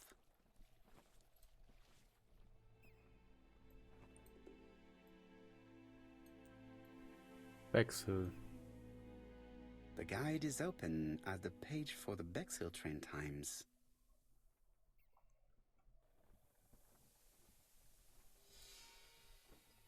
She was a great beauty. Strange that chap didn't notice it. Vielleicht steht er ja auf Kerle. Apart from the marks on her neck, there are no signs of the struggle. She didn't manage to hit her assailant. Ob der dann von hinten kam? The young woman wasn't wearing shoes or a coat and was not carrying a bag. That's strange. Dann kann das sein, dass er nicht mal hier ermordet The wurde. murderer stole her belongings, or she put them somewhere safe. Maybe so that she could bath. Let us now try and get our brain cells to work. Das kann natürlich sein, dass die da irgendwo in einem... Okay. Auf welche Weise wurde das Opfer ermordet?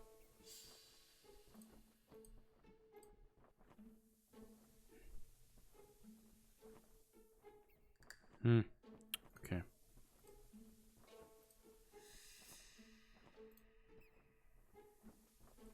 Mit ihrem eigenen Gürtel gedrosselt. Ich hätte das jetzt nicht für einen Gürtel gehalten. The poor child must have been strangled with his braided belt. Unfortunately, in view of the fabric, it is unlikely that we will find any prints. Let us now try and get our brain cells to work. Zwischen dem Mordfall in Andover und dem Bexhill.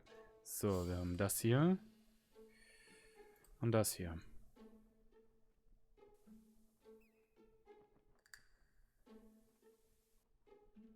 Wurden die Verbrechen vom selben Täter begangen?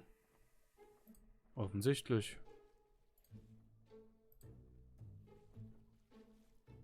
Ich dachte, das sind die Briefe, die ich nehmen muss als Beweis. Aber war wohl nicht. The medical officer should confirm that the victim was strangled with her own belt. That's what I thought. She shows the usual signs of strangulation. With a little luck, we'll find prints this time. You are too optimistic, Hastings. Our killer is far too meticulous for that. So, ich wüsste jetzt gerne, ob wir hier... Warte. Da ist doch bestimmt eine Nummer drauf. Ja, die 6.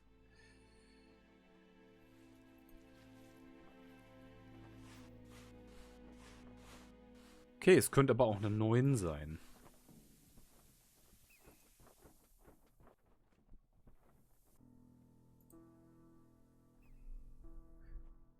Ha.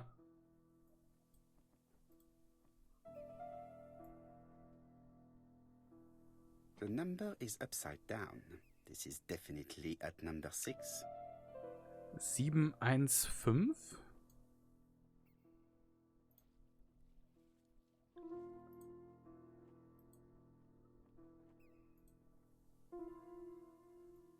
A dual locking.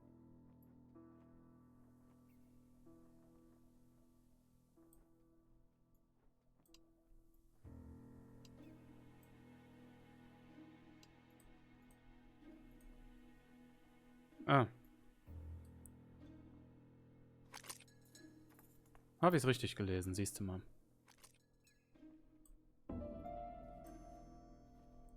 So, dann finden wir raus, wer das war.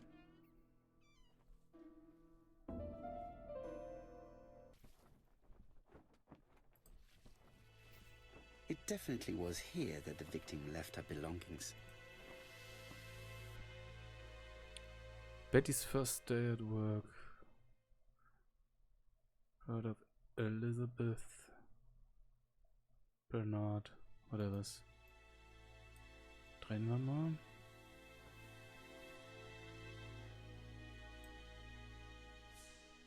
Betty's first day at work. Mom is very proud of you. Elizabeth Barnard, 7 August Also 1931. Betty Bernard, oder was? So, the young lady did have a name starting with B, and she worked as a ginger cat, an establishment that must be slightly further along the beach.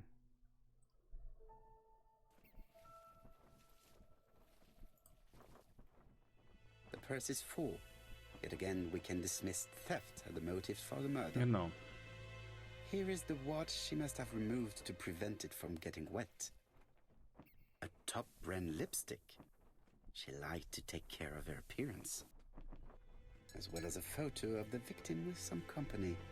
It could be useful to me.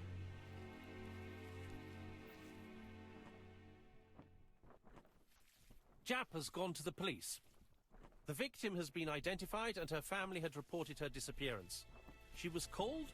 Elizabeth Barnard, mainly Betty. She worked as a ginger cat at the cafe slightly further along the beach. But Poirot, how on earth? Never mind. Do you have her address? Yes, she lived with her parents on the street leading to the beach, number 22. Shall we go? You are far too impatient, Hastings. Let the poor people take in the news first. Let us go and visit the cafe where Betty worked. Ach, wieder kitschig.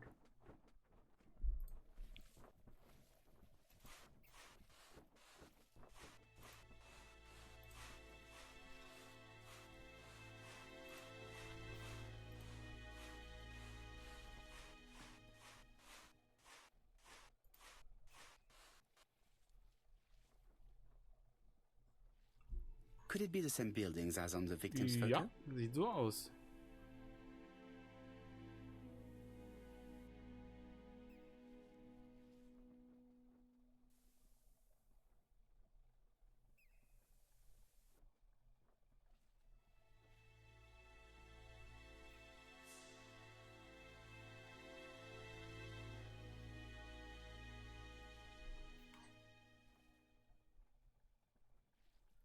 This is definitely where the photo I found in the hut was taken.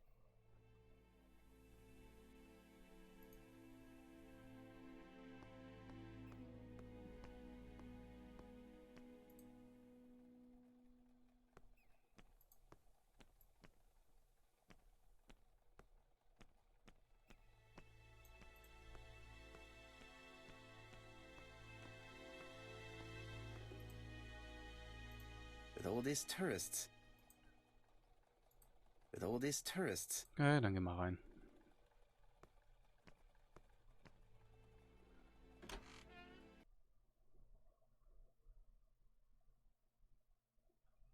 I'll be with you in a minute, gentlemen. This is a well-laid table. Nothing is out of place, and above all, no creases.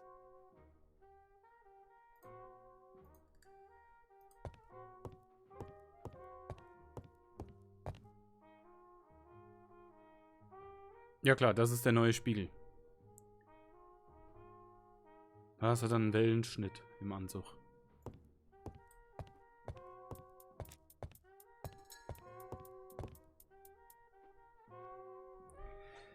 Something tells me Oh, that she's the owner of the ginger cat. Entschuldigung. Oh.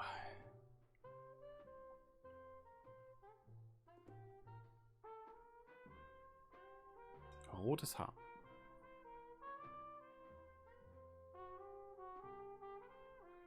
In der Theke und schicke. Strenge Haltung. This woman must be the owner of the ginger cat. It looks like something is bothering her. How can I help you? A hot chocolate and a tea for my friend, please. I'll bring it straight away.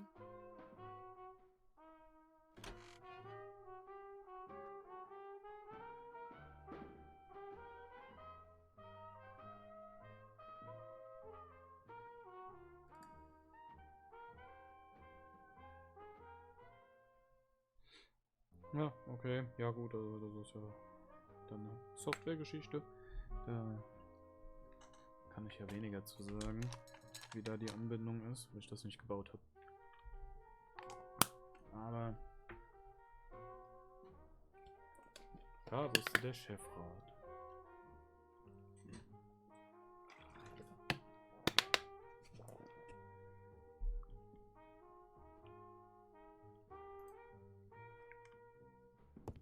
What a pity.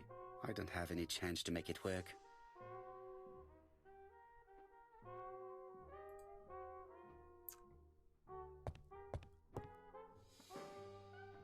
I need to know the time range during which Betty was working on her own.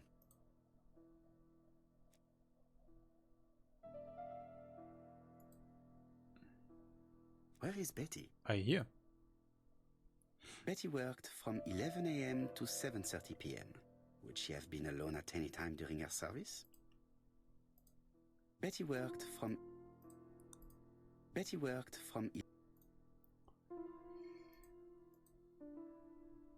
This page won't help me. Wieso? Hier ist der 25. Juli, da hätte sie frei gehabt. Won't help me. So wie es ausschaut.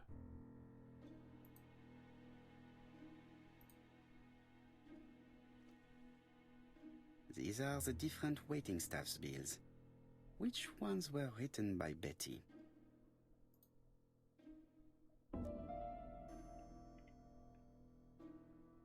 Ein auffälliges P hat sie.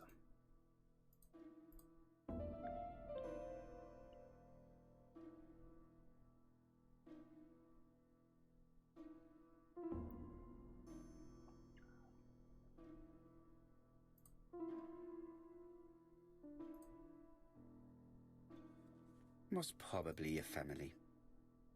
This bill may have been written by Betty. There is probably another one.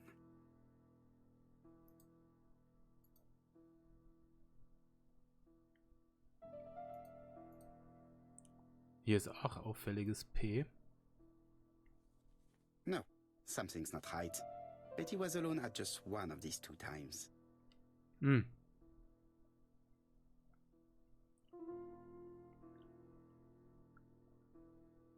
Ah, hier ist auch noch ein auffälliges P. Most probably a single man, a whiskey lover. This bill may have been written by Betty. There is probably another one. Ja, das hatten wir ja mit dem hier. Zeitlich davor. Most probably a Betty served a family and a man on his own, a whiskey drinker. Maybe the murderer. This information will help me to progress. What? Gentlemen, what are Wir you kontrollieren doing? die Arbeitszeit. We are searching for clues, mademoiselle. My name is Hercule Poirot. I am a detective, and this is Captain Hastings. Does Betty Barnard work here? That is correct. She should have been here a while ago. Punctuality is the first rule of politeness. Ja. I fear that Miss Barnard will not be coming today. She has just been found, dead, on the beach a few hundred meters from the cafe. How awful. Poor Poor young Und da ist man thing. direkt lieb, weil man wusste das ja nicht. What happened? She appears to have been murdered. This is most distressing. How this will affect my business, Ja, na I klar, shudder to natürlich. think. Das ist das Wichtigste.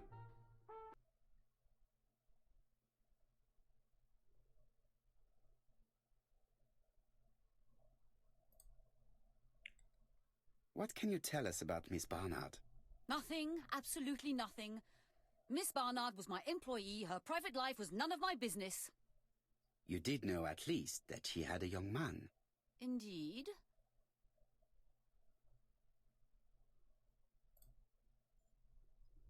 This photo was found.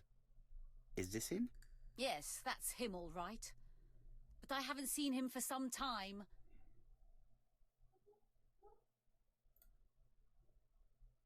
Do you think there may have been some problems between them? I'm not on those sort of terms with my staff. Now, please excuse me. I have work to do. Okay. The customer who ordered the whiskey might provide us more information. He may have been the last one to see Betty alive. It is an interesting idea, Hastings. Maybe he is a regular guest.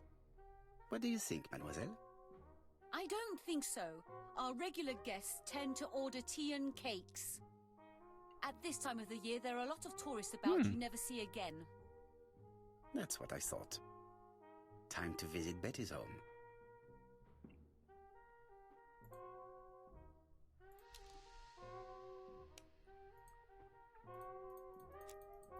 Ach, das sind alle. Okay.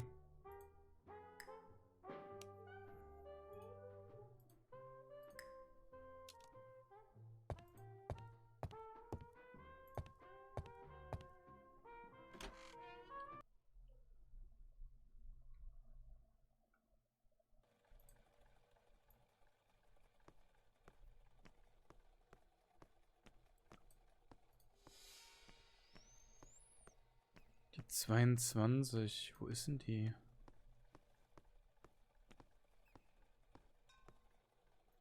Ist das die 22 schon? Ah, ja. War ein bisschen schwer zu lesen.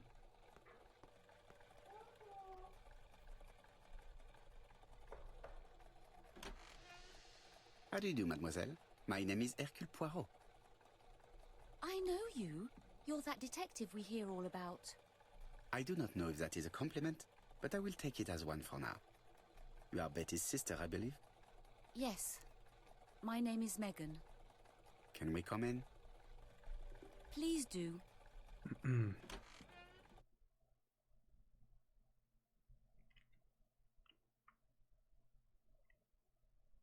My parents are at the police station. I doubt they'll be up to speaking to you later. Do not worry, we will not bother them. Did you know your sister's plans for yesterday evening? No. I arrived by train this morning. My parents called me in a panic when they discovered that Betty had disappeared. She went out last night, but she didn't tell them where she was going. What was your last conversation about? Her new dress. She wanted a pair of black stockings to go with it. Mother brought her a pair. The very day it happened. She was crying. And to think that Betty never even wore them. Poor Mummy.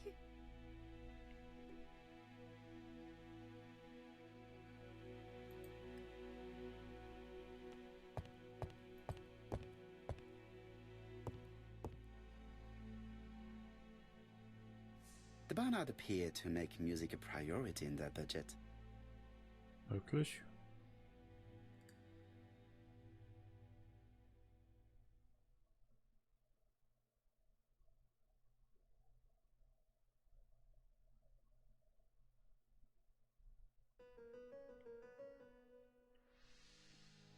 Their home is modest, but the Barnards are definitely music lovers.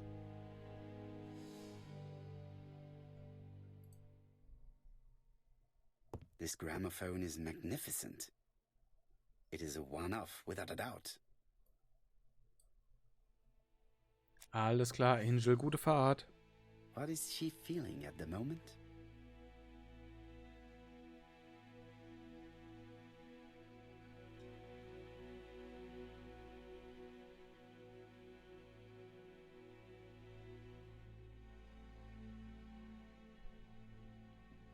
Danke fürs Dabeisein mit halbem Ohr und Auge. Betty's older sister is not just sad, she's angry.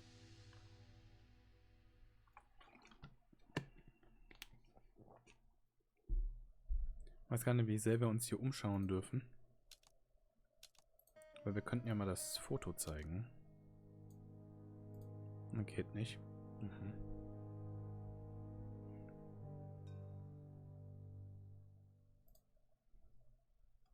Your sister had a fiancé, I believe? Yes, he's called Donald Fraser. A very nice man.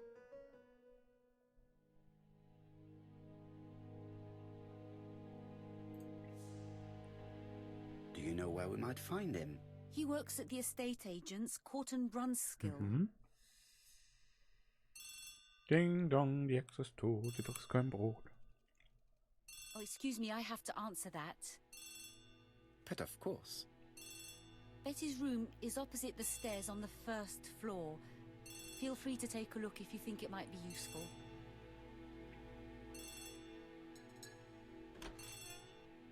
This young woman is far too clever not to have anything else for us. Do you think she's hiding something? That is what I'm trying to find out. Surely you don't think she did it? I did not say anything of the sort. But young women always ruin your judgment, Hastings. Who knows, maybe Megan was jealous of her attractive young sister. I see. She may have had her sights on the inheritance. Or maybe she was in love with Donald Fraser. We have to study all scenarios, even the most unlikely. But I doubt that Mr. and Mrs. Barnard are rich enough to justify murder. While I try and get Miss Barnard to talk, I would like you to try and find Donald Fraser. It should be easy to find the estate agents where he works. Bring him to the Ginger Cat. I would like to talk with him before the chief inspector finds him.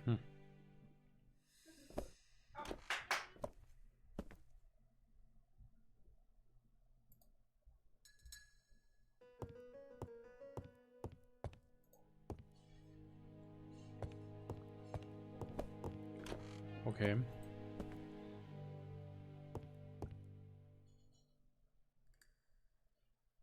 It looks like Betty was also a music lover, the same as her family.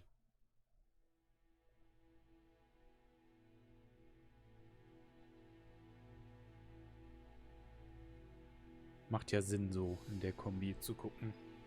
Without a doubt, Betty used to sing. Die hatte bestimmt eine schöne Singstimme. So, jetzt machen wir uns nochmal schick im Spiegel. Ja, läuft.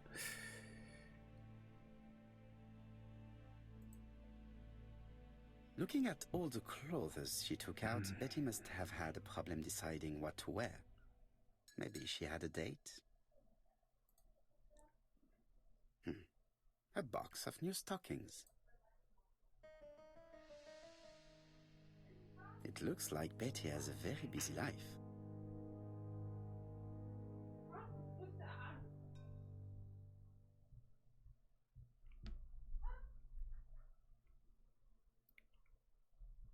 Betty liked luxury and going out, and being as pretty as she was, she probably did not have any problem getting herself invited.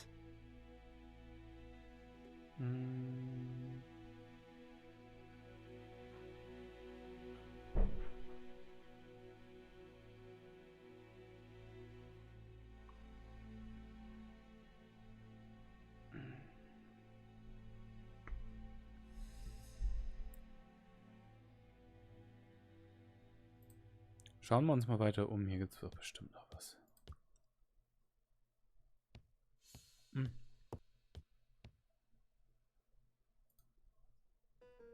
Medicine to prevent voice loss. Did Betty have problems with her voice? This small key should be useful to Ja, einfach mal klauen, ne? Das ist ja ganz normal hier.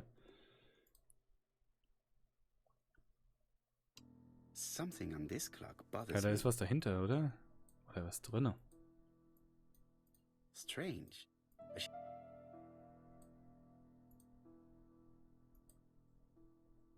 This metal disc is stuck.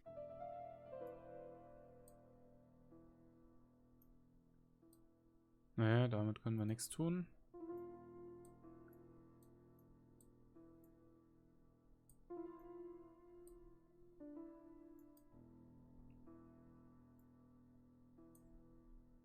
What a Ach, guck strange an. mechanism.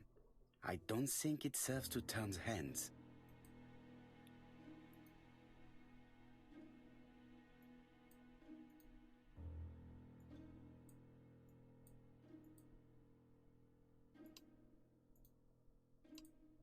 Mhm.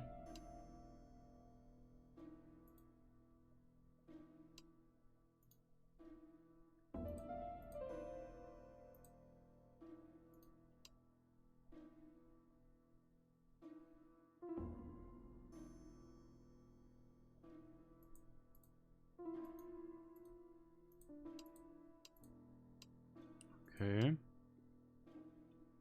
Jetzt sind die alle außen.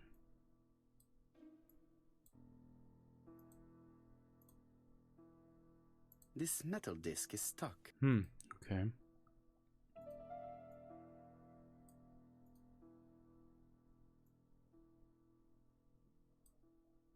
There, that's better. Vierblättriges Kleeblatt. Ah ja. Warum?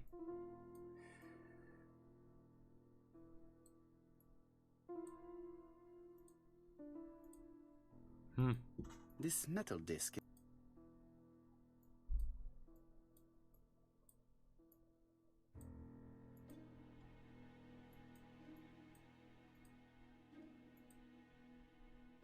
The cogs are blocked by these wooden panels. The cogs are blocked by... The cogs are blocked... The cogs are blocked... The cogs are blocked...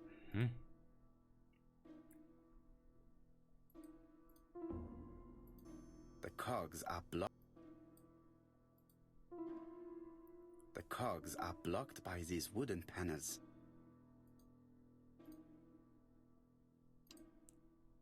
Gehen wir es mal auf innen.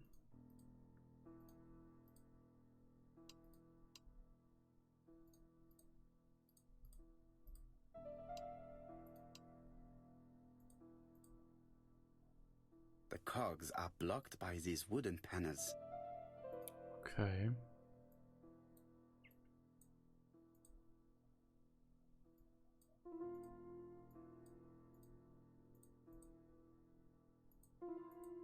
Okay, das bringt nichts. Neu beginnen. Okay.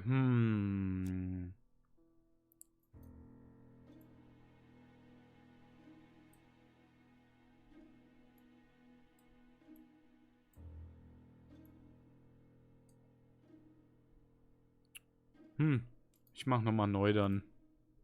Weil mir fehlt da was. Mir fehlen Infos.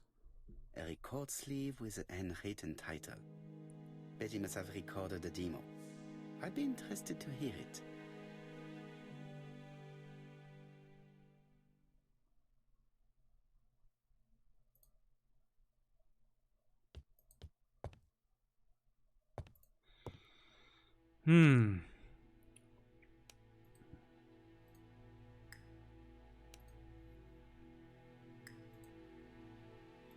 Betty liked luxury and going out, and being as pretty as she was, she probably did not have any problem getting herself invited.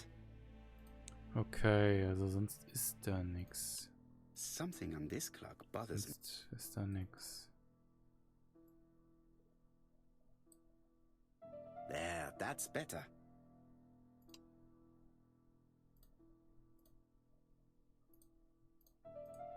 This metal disc.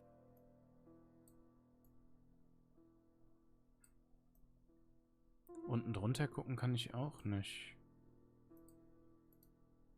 Strange. Strange.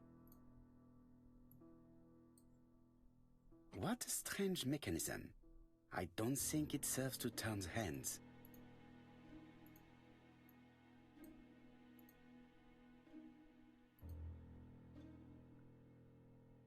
Auf was muss man das einstellen? Ich habe ja keinen Hinweis.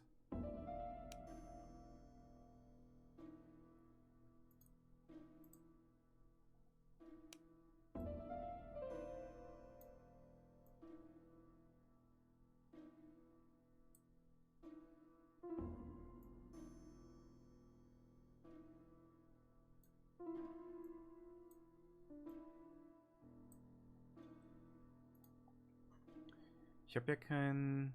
Eigentlich müsste der ja hier...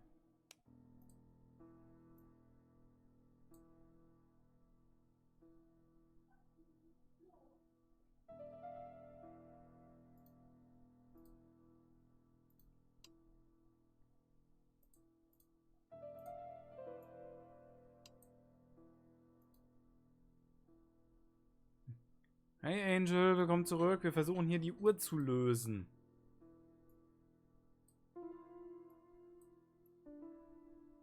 Aber ich habe irgendwie keinen Clou, was ich hier machen soll. This metal disc is stuck.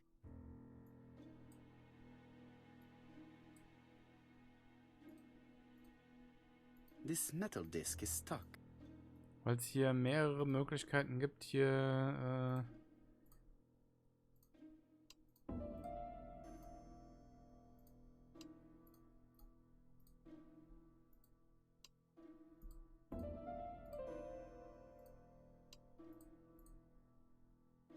The cogs are blocked by these wooden panels. Weil ich halt auch nicht weiß, wie ich... The cogs are blocked by the... Weil ich hier auch nicht drehen kann oder so.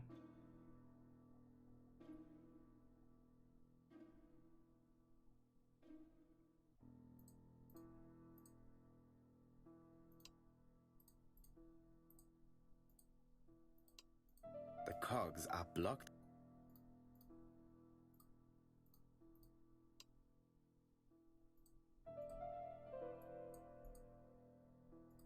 The cogs are blocked. The cogs are blocked. The cogs are blocked by these. Haben wir eine Möglichkeit hier ein Indiz benutzen? Okay, also das könnte man auch tun.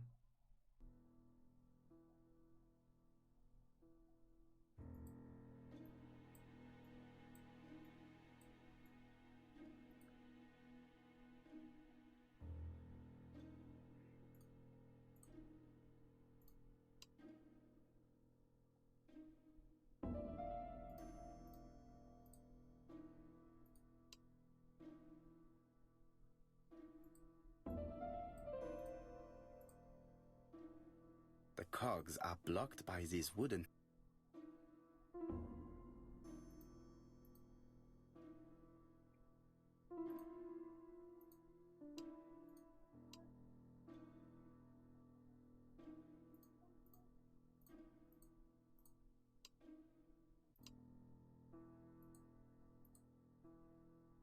The cogs are blocked. Im Endeffekt...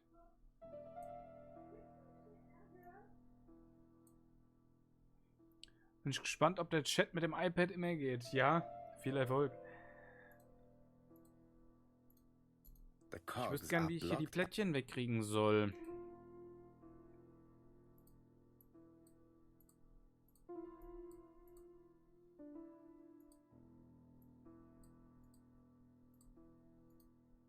This metal disc is stuck. Weil das Metallplättchen halt, Strange. Ist hier irgendwas, was darauf hinweist, was ich machen soll?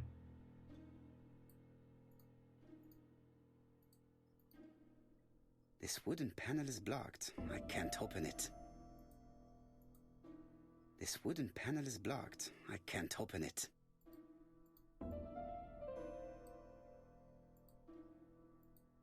This wooden panel is blocked.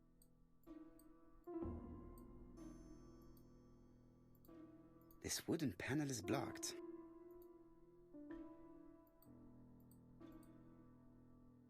This decoration appears to be firmly fastened. This decoration appears to be...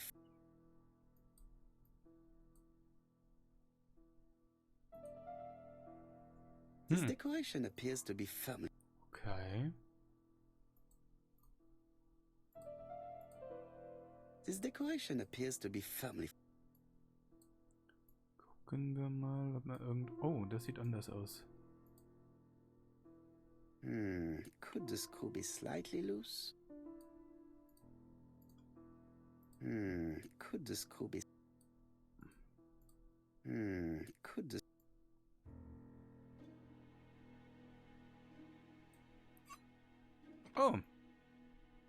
Jetzt haben wir da ein Plättchen raus.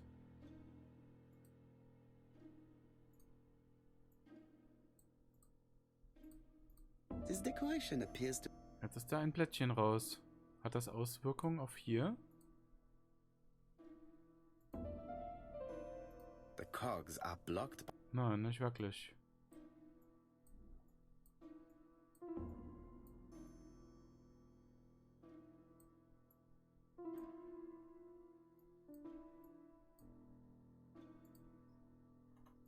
This wooden panel is blocked. This wooden panel is... Das ist da dieses Plättchen raus, okay.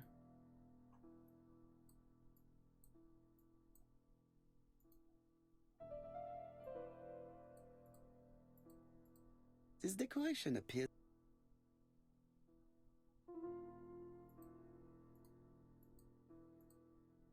This decoration appears to be firmly...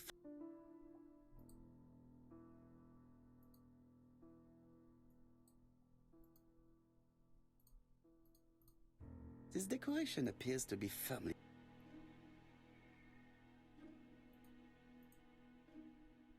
Strange. A sheet of paper... This decoration appears... Vielleicht.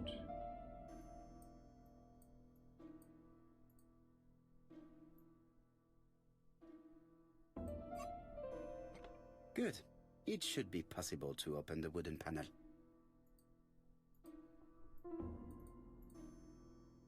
Ah, Look, a key. guck an. This could be useful. Der müsste jetzt eigentlich auch hier passen. The central cog is blocked.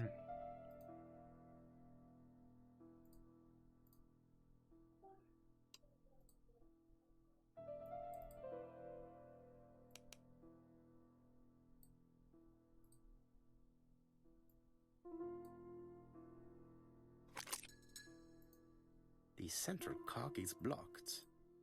Ist da noch irgendwas? Nee. Wobei, kann ich...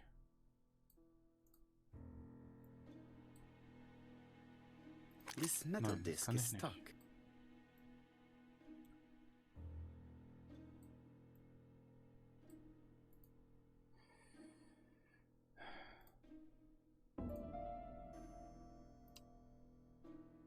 The cogs are blocked. Das Blöde ist halt... The central cog is blocked.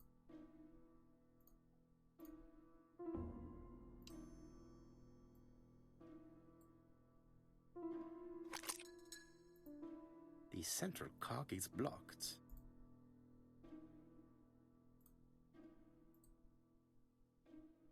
Weil man halt auch nicht sieht, was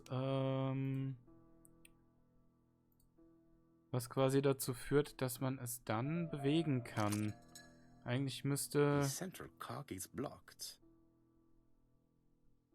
das Stück Holz da weg.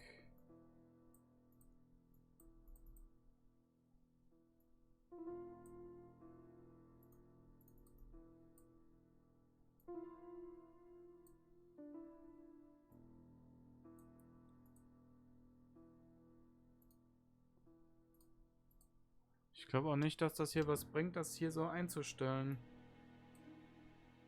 Weil hier das nicht The central wegkommt. cog is blocked. This decoration appears to be firm.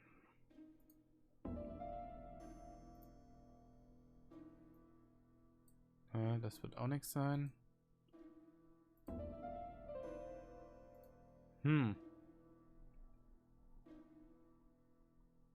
Hättet ihr eine Idee?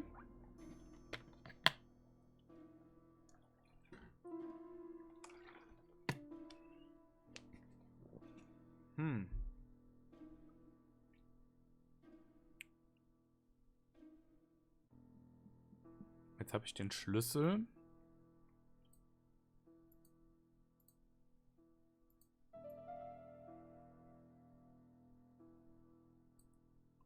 Was ist das?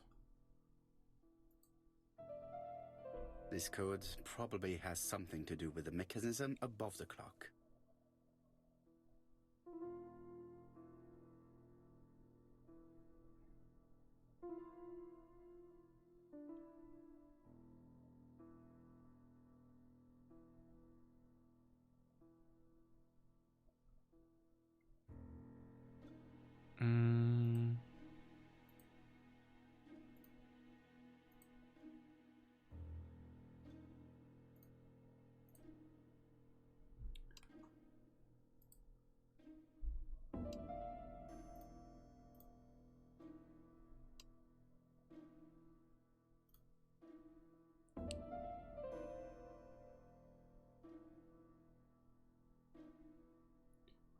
Der da ganz links und der in der Mitte.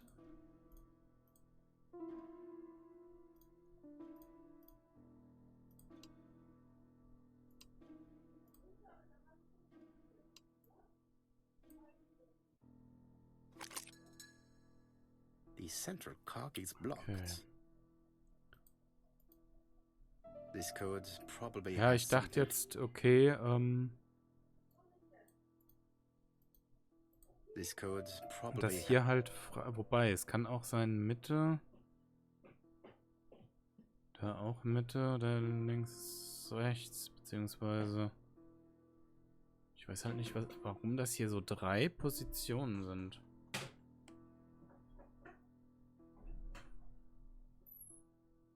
Oder dass hier die Position egal ist und hier links, rechts und da nur in der Mitte. Das kann es natürlich auch sein.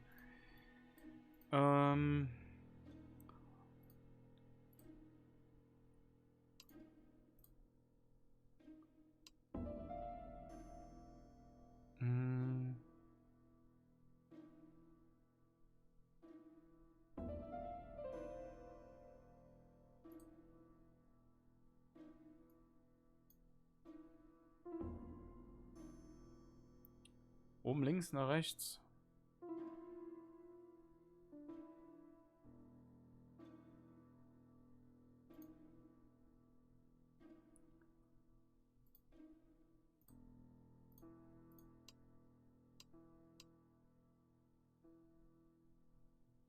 Ach, oben links nach rechts. Oben rechts nach links.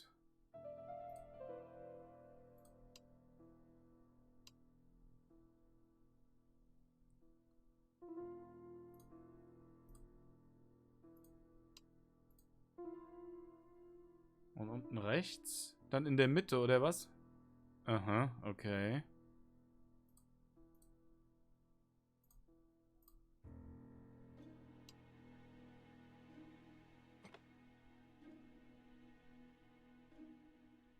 Aber warum? Ich war ja nah dran. Ich wüsste gern, warum. Ist das dann hier die Position von dem Schnuttel oder was? Also, unten links in der Mitte. Das wäre ja hier dann freigelassen. So. Oben links nach rechts. Wäre das dann das hier oder das hier? Ich möchte das gern verstehen. Warum? Unten rechts auch Mitte. Das heißt hier dazwischen. Oben rechts nach links. Also hätten wir hier nur ausprobieren können, ob es hier die Position oder diese Position ist im Endeffekt. Und oben links nach rechts verstehe ich halt nicht.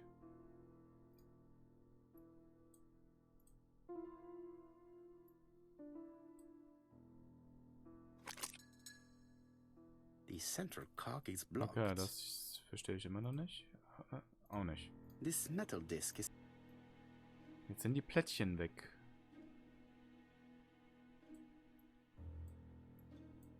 Können wir jetzt hier was machen? This wooden panel is Nein, können wir blocked. auch nicht.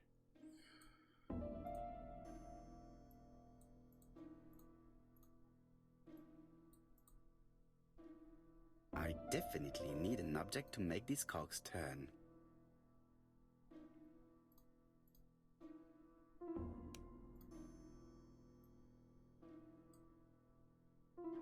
Geht ja nicht. The central cog is blocked. Und hier kann ich es nicht rausnehmen. I definitely need an object to make these cogs turn. Ach. Jetzt habe ich es gesehen.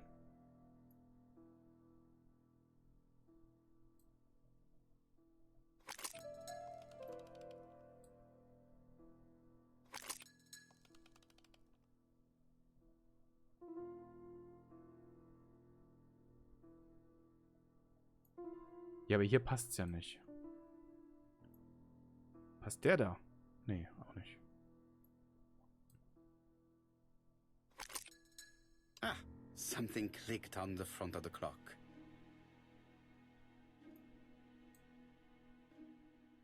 Alter, wer baut so Uhren?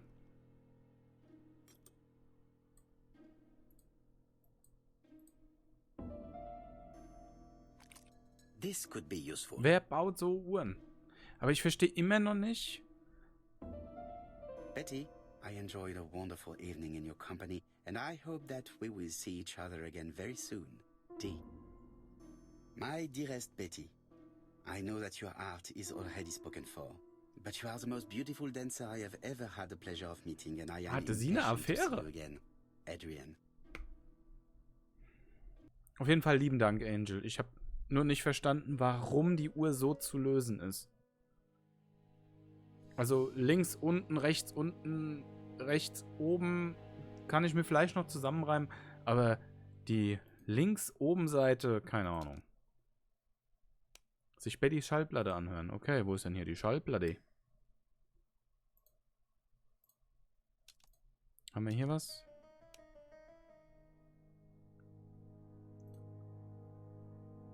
Welche Schallplatte?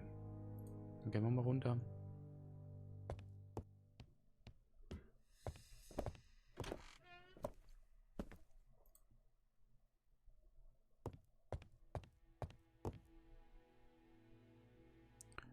Oha, jetzt geht's hier wieder los hier. Komm, dann gehen wir da dran.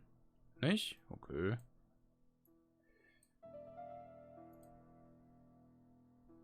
Was war denn das? First of all, I have to take the ender. Ich würde ja gern was sehen.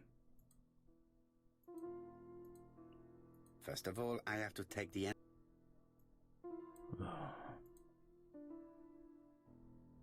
Alter, willst du mich veräppeln?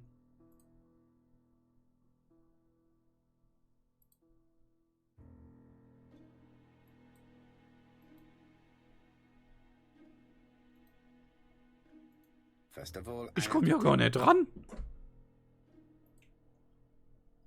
I cannot open it. It looks like the mechanism is blocking it.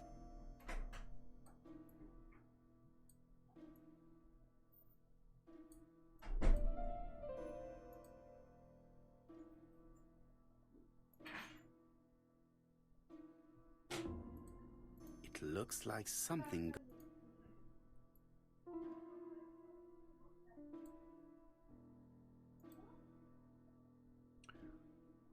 Alter, das Spiel ist interessant, aber das ist Verarschung.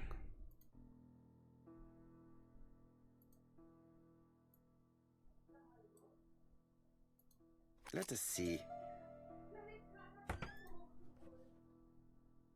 Oh, ach du Jesus. This looks like solfège.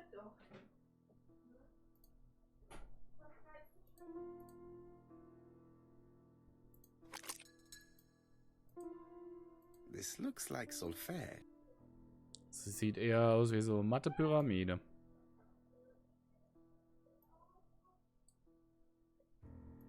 That doesn't work.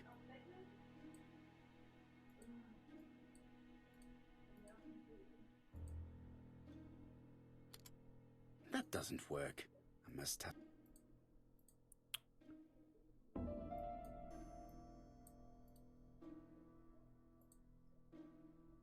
First of all, I have Alter, to das take ist the doch end off. Mist. Wie soll ich denn die Kurbel nehmen, wenn er mir sagt, nö?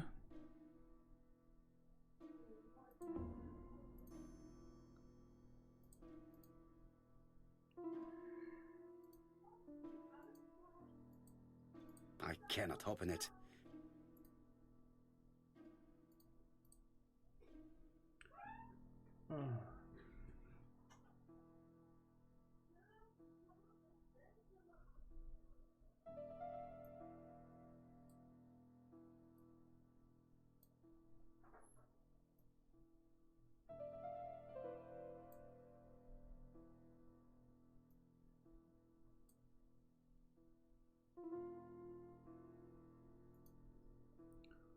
First of all, I have to Jo, take dann, the end dann off.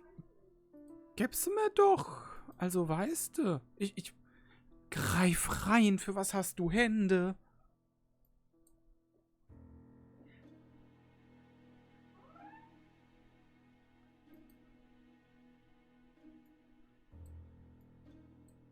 How to trick the gamer. So geht's. Weißt du?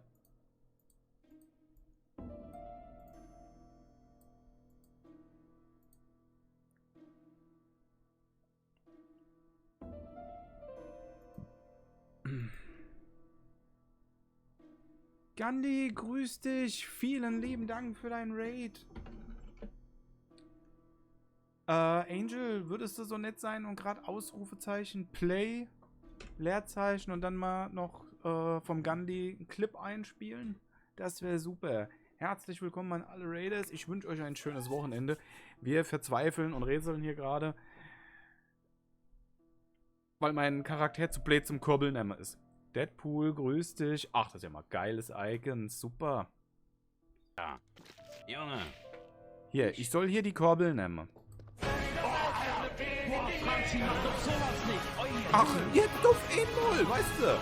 Vorführeffekt, Gandhi, du bleibst, du bringst Glück. Weißt du? Ja. Alter, Ich muss zuerst hier das nehmen. Ich wollte hier, ja, aber... Ach, jetzt auf einmal schaffen wir es. There is bound to be a clue Ach du somewhere. Kacke. Ja.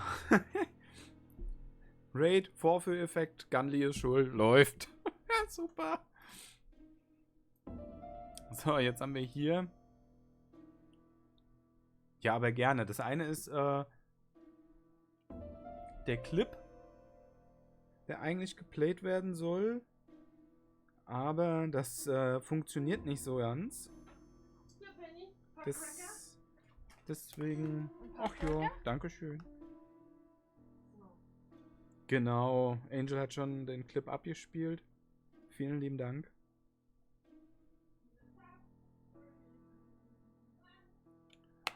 Alter, da kommst du aber auch nicht gescheit dran. Ne, das ist ja der Wahnsinn.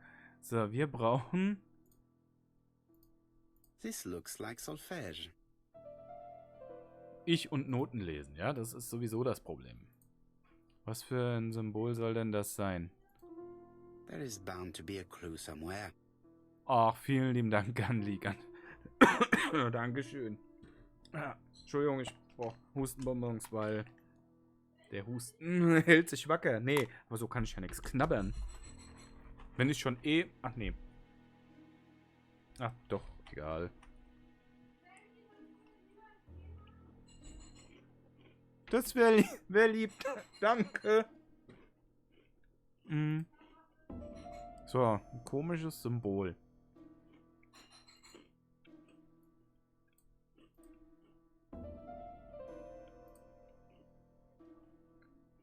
Ja, dieses hier.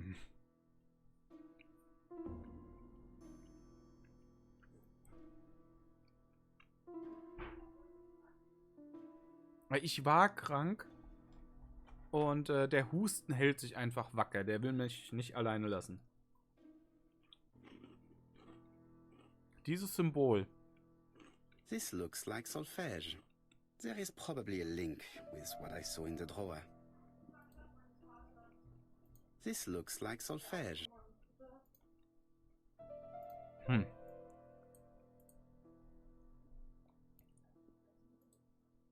There is bound to be a clue somewhere.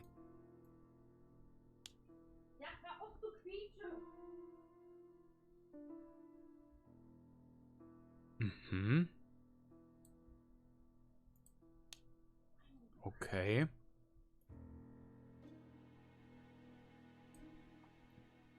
Aber woher soll ich jetzt wissen, was da,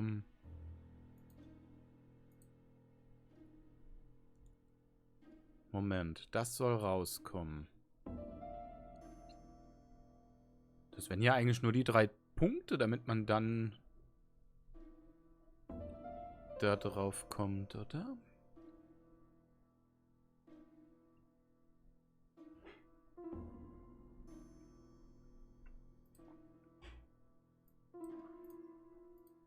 Also wenn man da drauf kommen soll.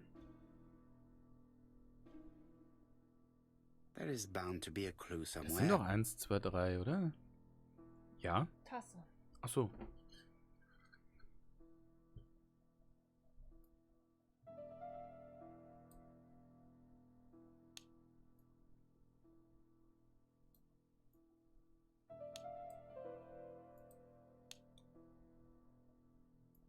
Oder war es andersherum? So, hier war der... Ach, der Schnuddel nach unten. Okay, Moment.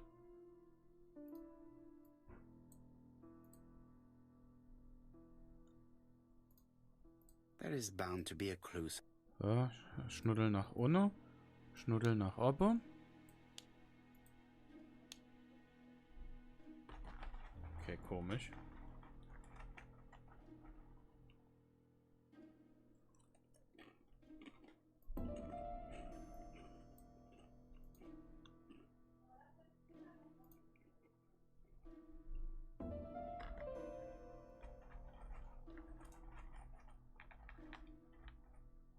Oder muss man da...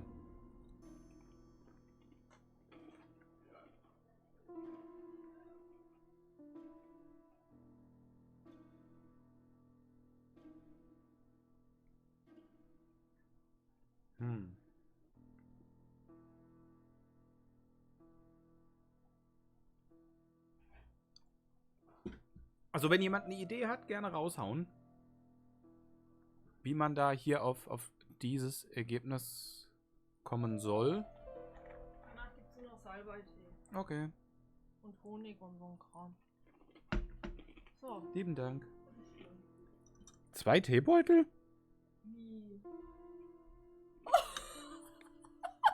Ich hab den alten nicht weggeschmissen. Ach so, danke. Entschuldigung. Du bist auch cool. Scheiße. Oh nein. Jawohl. Gut, dass wir das on Stream haben. Geil. Es sind noch 2 Teebeutel.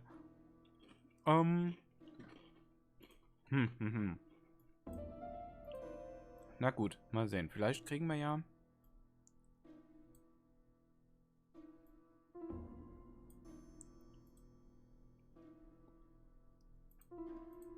It looks like something good.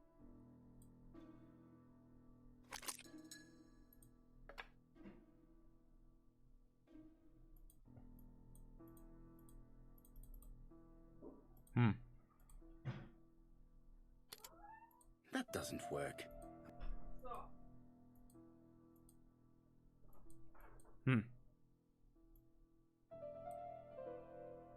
Ja. That doesn't work. I must have forgotten. Aber Gunley, wenn es dir auch nicht gut geht, gute Besserung erst einmal, bevor ich es vergesse. Bei wem denn? Beim Gunley. Was hat er denn? War wohl auch krank. Oh je, gute Besserung. Gute Besserung auch von meiner Frau. Also im Endeffekt müssen wir hier das lösen. Also das da soll rauskommen. There is bound to be a clue somewhere. Aber wie?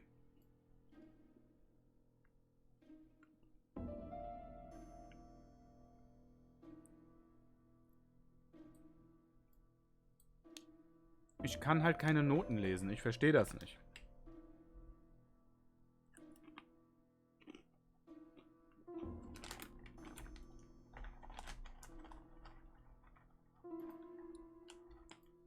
Und so rein aus dem Bauch heraus.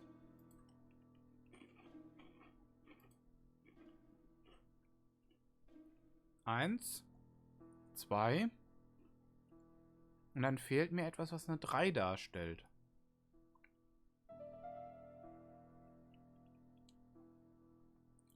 Ich meine noch eine 1. Für hierhin. Aber das macht der halt nicht. This looks like solfège.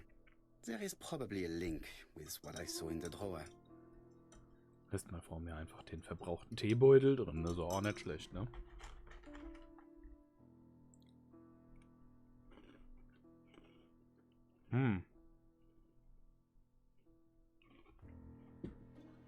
Weil wir sollen ja hier im Ergebnis die 4 haben. Bei Wiki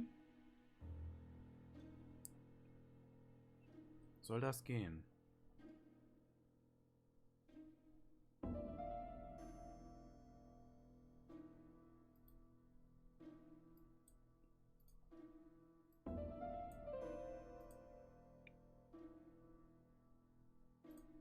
There is bound to be a clue some.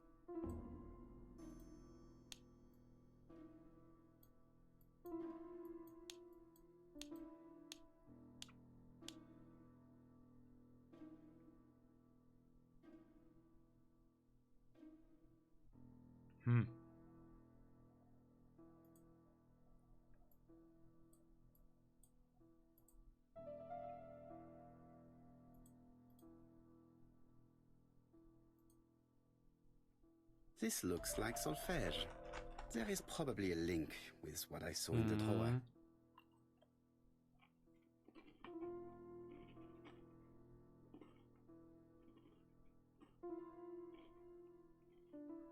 Es geht ja auch nicht rückwärts. Habe ich keine Ahnung, wie ich das lösen soll.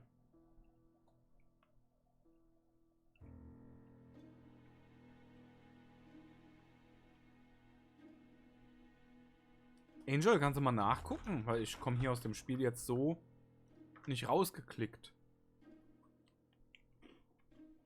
Du hast ein Bild gefunden. Okay.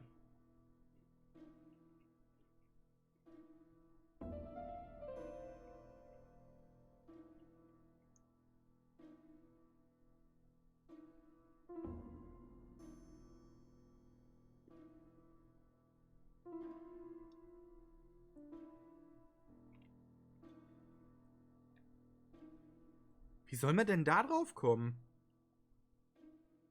Das wäre ja eine 8. 16. Und noch eine 16.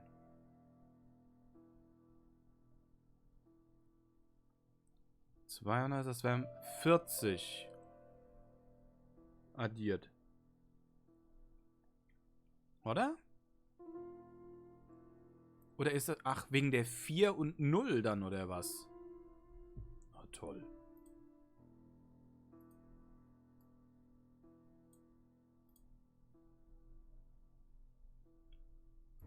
There is bound to be a clue.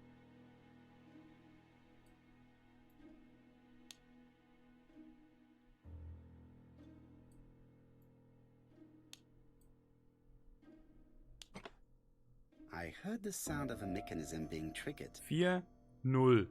Ja? Das könnte es natürlich sein dann, ne? Ach du je. Was soll da jetzt hin? Alter.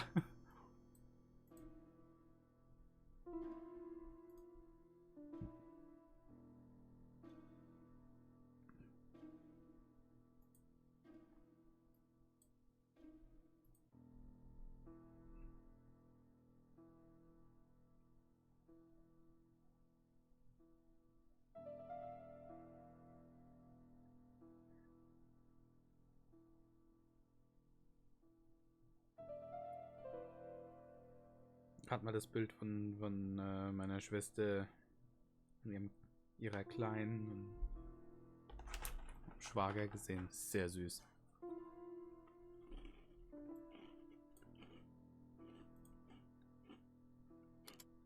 That doesn't work. A. Z. B.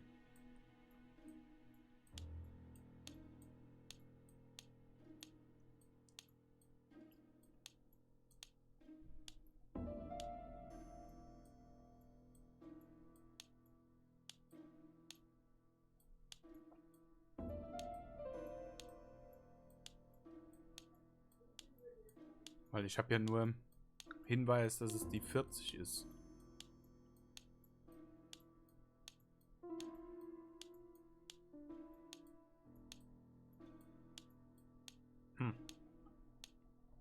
Nee.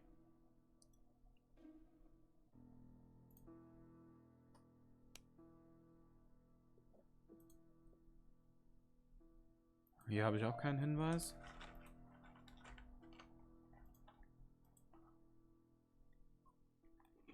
Oh. I cannot open it.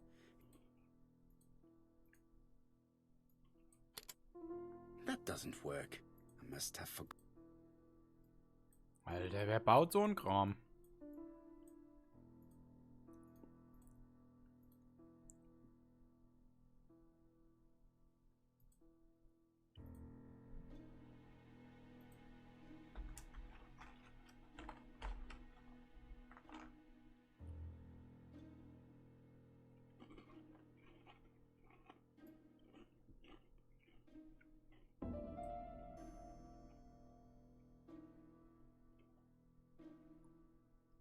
Ganli, ich hoffe, ihr wart erfolgreich bei euch im Stream. Ich habe jetzt gar nicht, weil ich so abgelenkt war, gar nicht lesen können, was ihr eigentlich gespielt habt.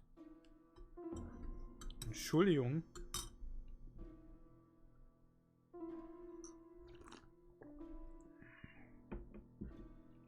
Wenn du das nochmal wiederholen würdest.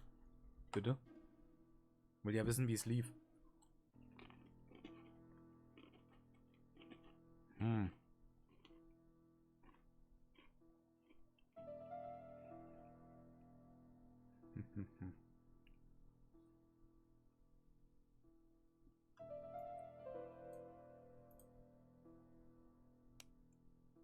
Sieben, 8T. Okay, ja.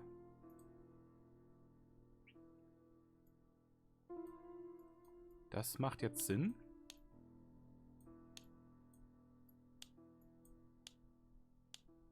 Oh, hoppala. Hätte ich noch mal gucken müssen, ne? I just have to put the record on the gramophone and start it.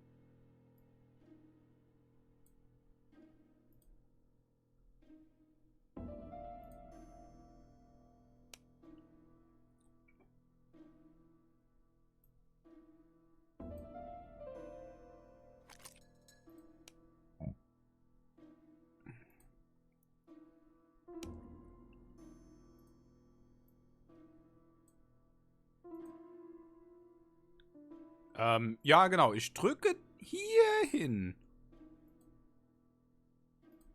Und wir wandern da rein, oder was?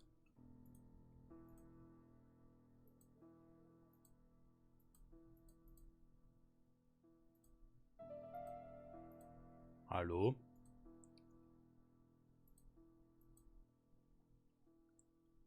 Also manchmal fühle ich mich verarscht von dem Spiel. Ich weiß nicht, wie es euch geht, aber ich fühle mich stellenweise veräppelt.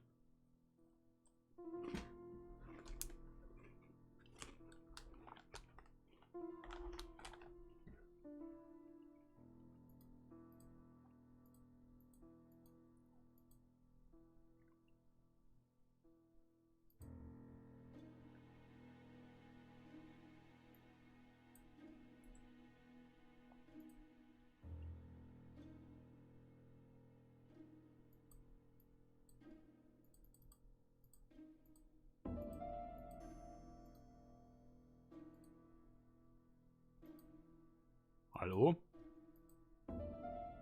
Der muss doch nur noch an der scheiß Kurbel drehen.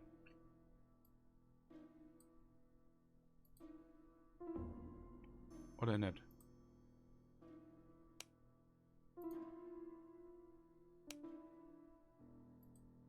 Hey, ich will ja.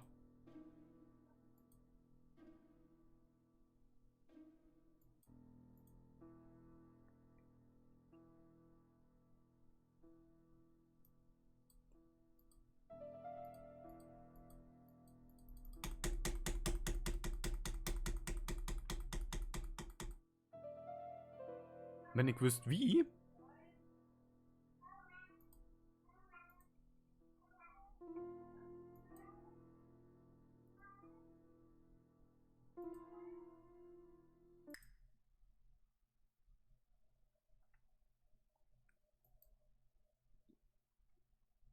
Aha, okay. Dann versuche ich es mal festzuhalten.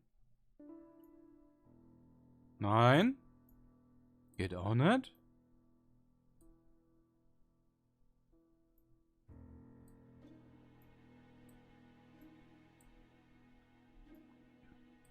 Der will einfach nicht. Eigentlich müsste ja dann auch so ein Greif-Icon kommen. Aber da kommt gar nichts.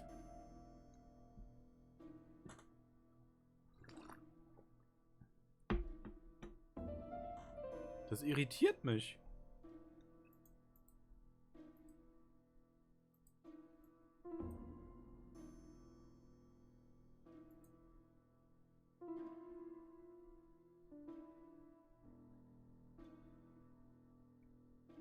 Ja, der klickt dort, wo das Braune ist, ja.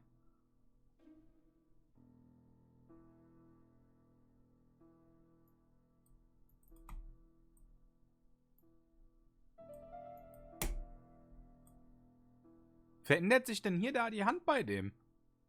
Also der Mauszeiger, das muss sich ja eigentlich verändern.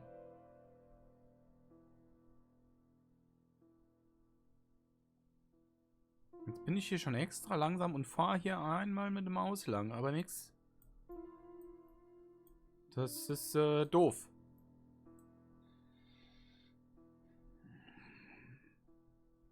Weil eigentlich ist das ja ein cooles, interessantes Spiel, mal so, mal was anderes, mal was Ruhiges, ne? Weniger Stress. Ich meine, Game Pass ist ja momentan nicht, weil abgelaufen. Da kann man auch mal sowas machen, ne? Also, ich finde das ja schon toll, aber wenn ich hier nichts machen kann.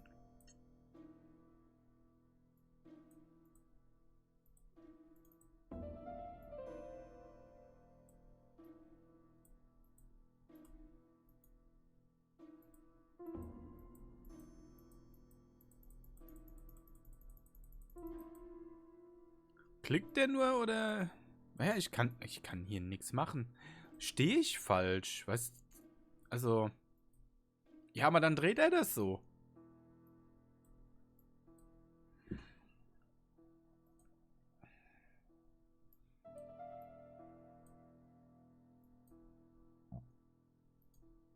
Ja. Kannst du knicke? Hier. Der steht also hier, ich meine, ihr hört's ja. So ein bisschen.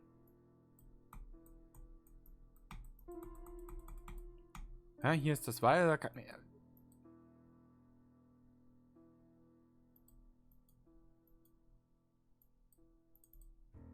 Die Maus verändert sich. Aber nicht hier. Hier passiert gar nichts.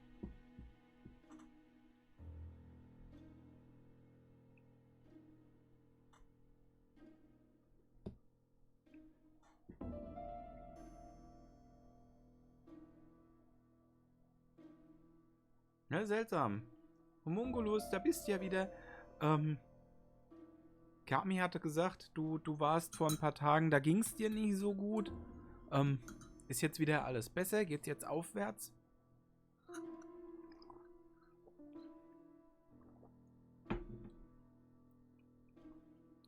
Ich versuche ja eigentlich nur eine Kurbel zu drehen. Und das schafft mein Charakter nicht, weil er hat Hände und das funktioniert halt gar nicht. Selbst, dass ich sagen könnte, okay, ich drücke hier vorher den Knopf, dass, vielleicht muss ich das ja freischalten. Aber, wann klappt der das wieder runter? Der macht das einfach nicht.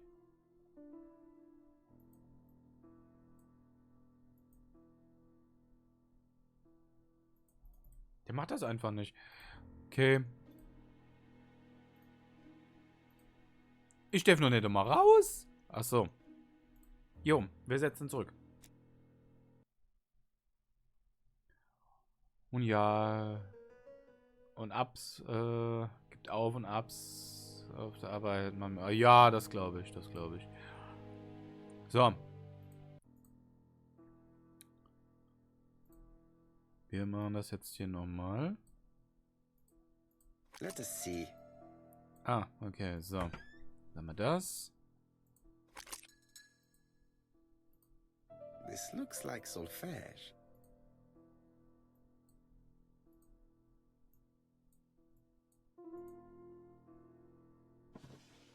Ach, jetzt haben wir eine andere Position zum Rausnehmen. Schau dir das mal an. There is bound to be a Weil das hatte ich ja vorhin auch nicht. War das hier?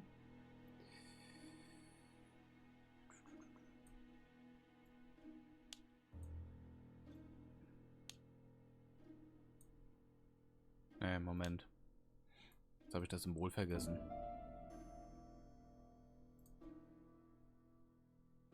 Ja, wir brauchen 1 und 2 mit den 2 Dödeln dran.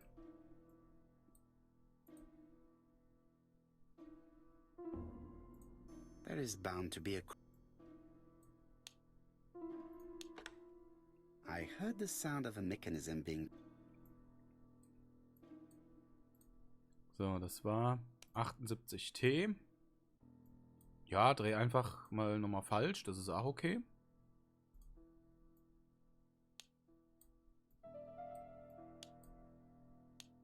Man opfert sich auf, brennt innerlich durch, rackert sich ab für die Kundenbindung und der Dank ist, dass man nie weiß, wann der... Och, das ist natürlich assi.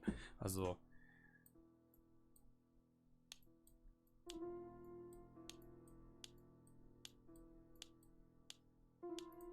I just have to... Also da muss man ja eigentlich gegen vorgehen, ne? Das geht ja so mal gar nicht.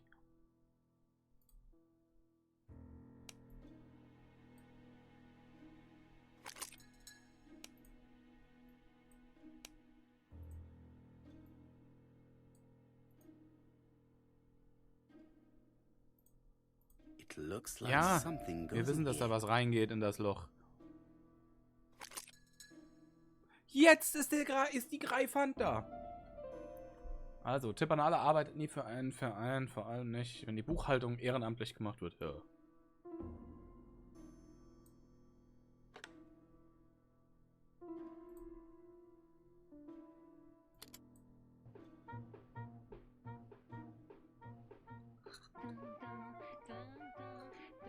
Ja, wir spielen mit Bugs again. Oh, Donald. We're in the middle of recording. Sorry, Betty, but it's not wise. The doctor said you should rest your voice. You're such a killjoy sometimes. Ach, der wollte aufpassen, dass der Stimme nichts passiert. Also ihr nichts passiert. Betty was such a good singer. It's true. Did she have any problem with her throat? Yes, she had to be careful with her voice. Of course, she didn't follow the doctor's advice. If Don didn't insist, she... Well, it's too late for all that now.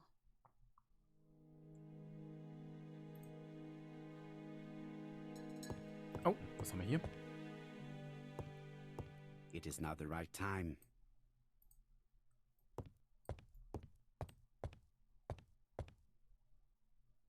It looks like this woman is single, but she has feelings for someone.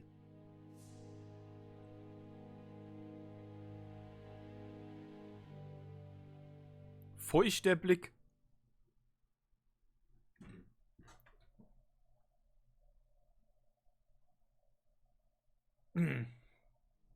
Alter, wie soll ich denn darauf jetzt reagieren?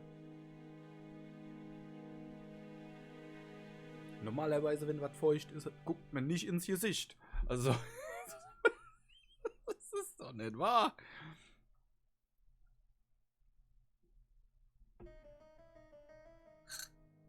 She is looking so intensely at this Alter. photo. But is it really a sister that she's studying in this manner? Ja, das war ein inniger Blick aufs Foto. Das gab den feuchten Blick und nur ist er rollig. Also. They made the perfect couple, am I correct? Yes, in a way. She was pretty and he... Well? He's a bright man, with a promising career ahead of him. He would have made Betty a good husband. He was always attentive and generous. Oh, a true gentleman. Ei, ei, ei. I hear a note of envy in your voice. You must have heard wrong.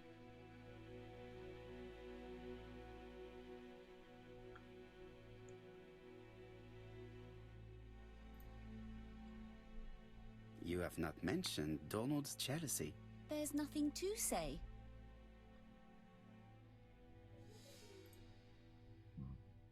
I am not your enemy, Mademoiselle Bernard. And you are not my friend either, Mr. Poirot, sir. Yes, but your lies are not helping Mr. Fraser, or you for that matter.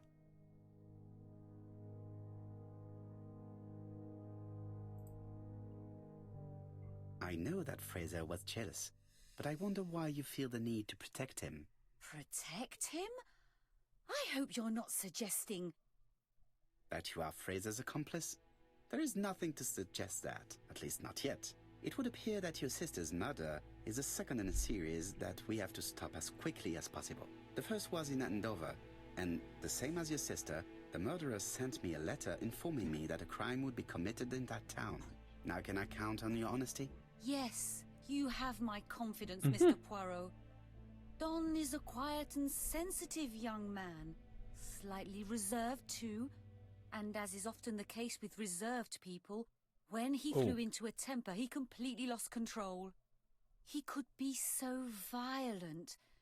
Betty was frightened. And when was this? The first time was about a year ago. But they rowed more recently. Donald found out that Betty had lied to him. She said she was going out with a girlfriend, but she went out for dinner with a married man. It was an awful scene. She told him that until they were married, she was free to go with whoever she pleased. Donald turned quite pale and started shaking and kept saying one day... Well? He'd commit murder. Ach, immer dasselbe.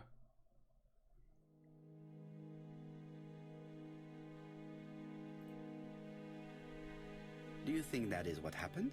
No, Mr. Poirot, I don't believe that. You yourself said he may be a recidivist madman. Don loved Betty with all his heart. I can't imagine for one instant that he would hurt her. Very good, Mademoiselle Bernard.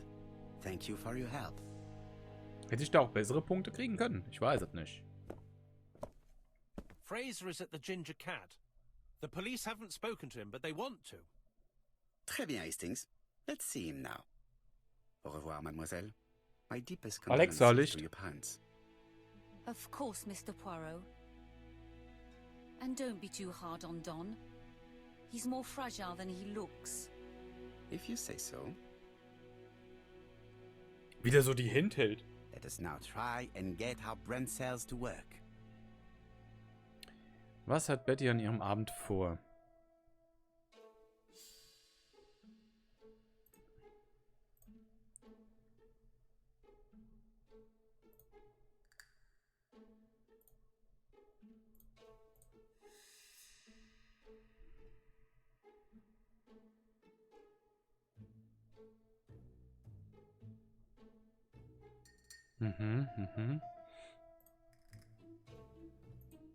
Annehmen. Das. Ja, aber klingt das schon nicht ein bisschen untreu? Kannte Betty ihren Angreifer?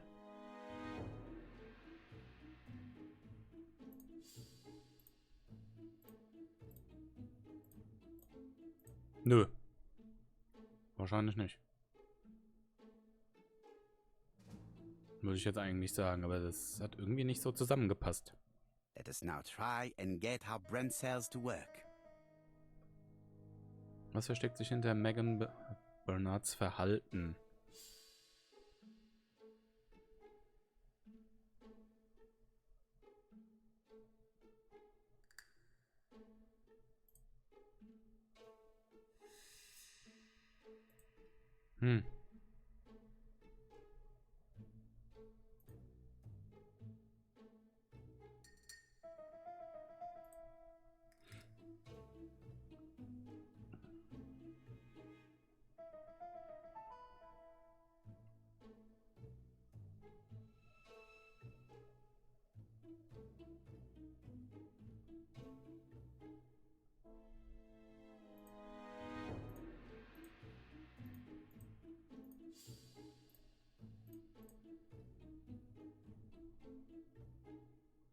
Anakin war eifersüchtig, okay.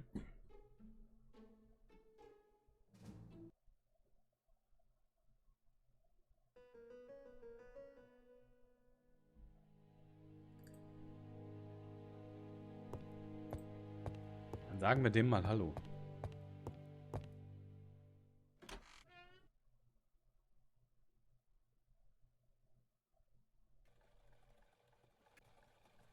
You've seen Fraser, Hastings. What is your feeling? He's a big chap. Fragile isn't exactly the word that springs to Am mind. Ende ist es Bodybuilder. I talked to his landlady before seeing him. She went to bed at 11. Fraser wasn't home yet. Bien. Megan Barnard said he is a reserved character but with a nasty temper. We will see if this is the case.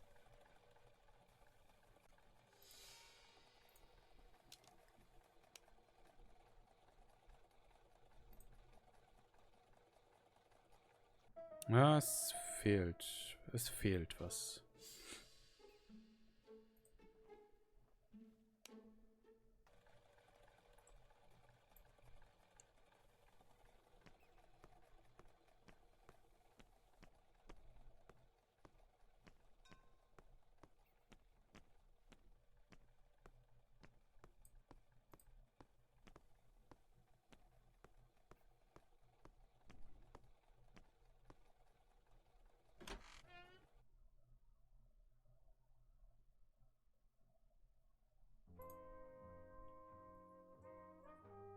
How do you do, Mr. Fraser? You're Hercule Poirot.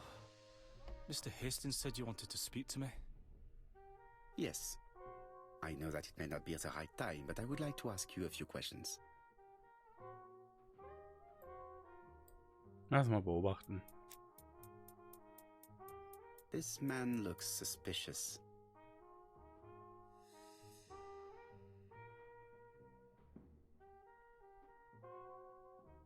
Augenringe. Ja.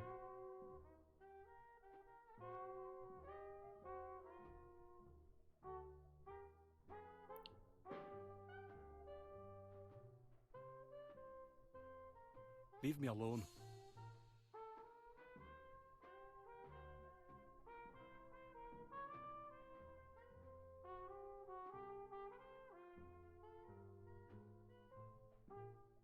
Was reagiert denn der da noch?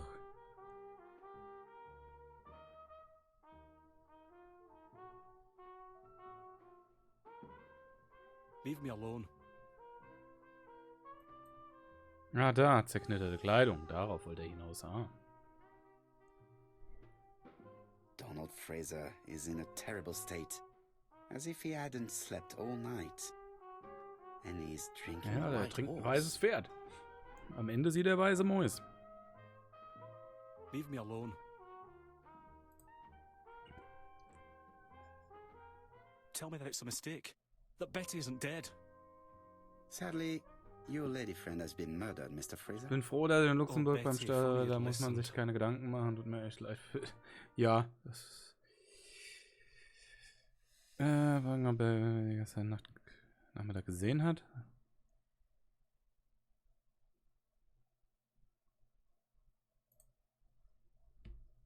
Did you visit Betty yesterday afternoon? No, I haven't seen Betty for 2 days. I was at the office yesterday afternoon. Can you prove that? Of course.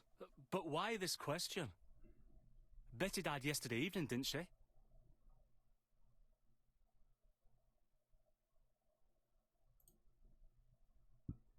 Yesterday, a guest came to the Ginger Cat alone and ordered a White Horse whiskey, and by the look of it, you also appear to be fond of this brand. Bin auch schon wieder fleißig am Yes, it's a Bewerbungen good whiskey schreiben. and not cheap. Viel I Erfolg drink it on dabei. special occasions. Or tragic ones. I understand. Do you know what Betty's plans were yesterday evening? She said she was having dinner with her sister.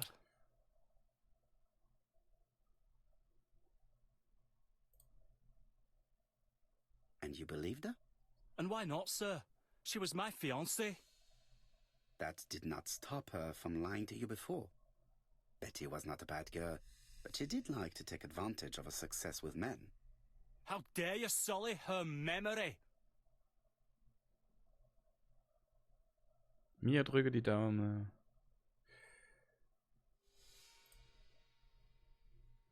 I am not interested in memories of Mr. Fraser. I am looking for a killer, and I need you to be my closest ally. That is, unless you have something to hide. Of course I don't. Très bien. So, what were we saying? Where were you yesterday evening? I looked everywhere for her, but in vain. When she said she was going to have dinner with her sister on a weekday, I thought it was strange. I tried not to think about it, but I was like a lion in a cage. I was convinced she was lying. So I went round all the restaurants in the town. When I didn't find her, I went to the next town. But nothing. I must have got home about midnight or 1 o'clock. Did anybody see you? I don't think so. I didn't talk to anybody. I was so furious.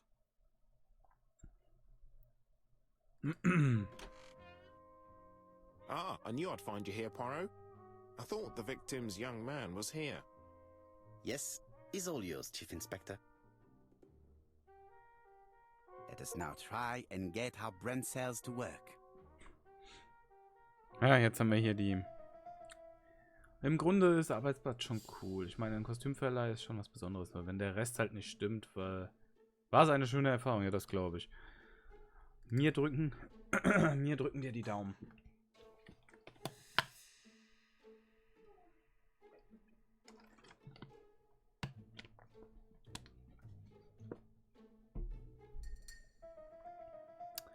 Hatte Donald ein Motiv für den Mord an Betty?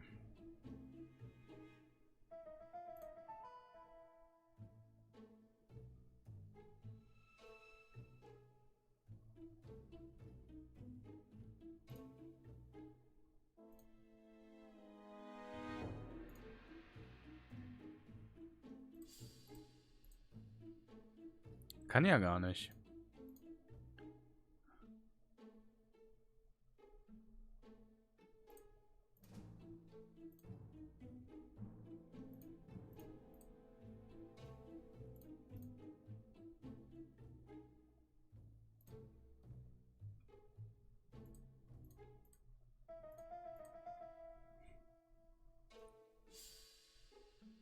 Eifersucht. Ja, okay, ja. Nein, hat er nicht.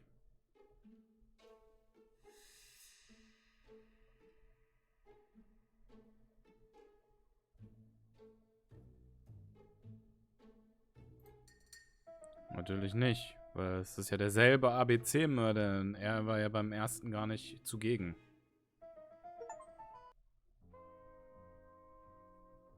Also fällt er eigentlich raus.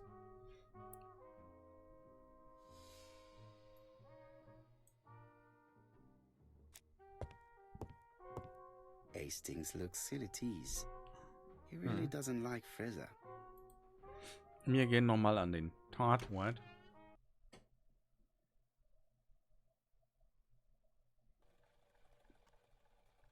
Fraser doesn't have an alibi and he's extremely jealous. You are very skilled at summing up. And yet you haven't asked Jap to arrest him. It is too soon. But I agree, without the letters announcing the crimes, Fraser would already be behind bars. Bon, I think we have enough elements. Let's reconstruct the events at the scene of the crime. Ach du je. I can't imagine how the murderer wasn't seen, though. Surely she must have struggled.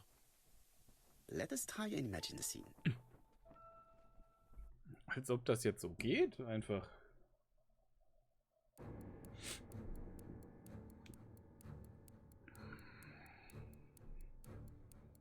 The killer and the victim are walking on the beach. Miss Betty has a bag, a belt around her waist, and carries her shoes in her hand. Both of them walk slowly to hut number 5.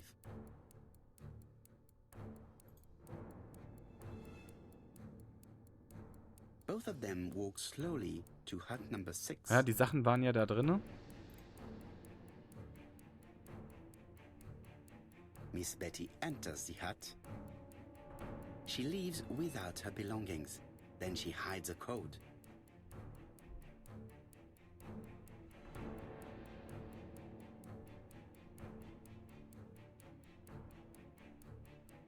Ne, das ist noch zu früh. They keep walking. Then she removes her belt. The murderer moves behind her and then attacks her by surprise. The body falls, lifeless, on the sand. Everything appears to match the crime scene, mon cher Hastings. That is exactly what happened. Ja, ist spannend, das Spiel. Ist nur leider mit ein paar Bugs halt, ne? Ich musste ja komplett neu starten bei dem Rätsel mit dem Grammophon. War doch ein Grammophon, oder? Nennt sich so, oder? Without the ABC, we might have suspected Mr. Asher and Mr. Fraser. But by signing his crimes, the murderer is making sure he's accused. In a way, it is very generous of him. Generous? The murderer seduced Betty in order to lure her to the beach and kill her. Indeed, the young woman was certainly careless, but not stupid enough to follow a stranger. What are you planning to do, Poirot? Return to London, mon cher Hastings.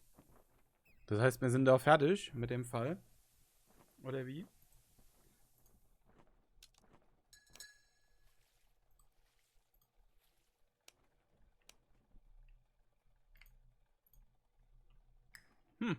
Kapitel 2 also erledigt.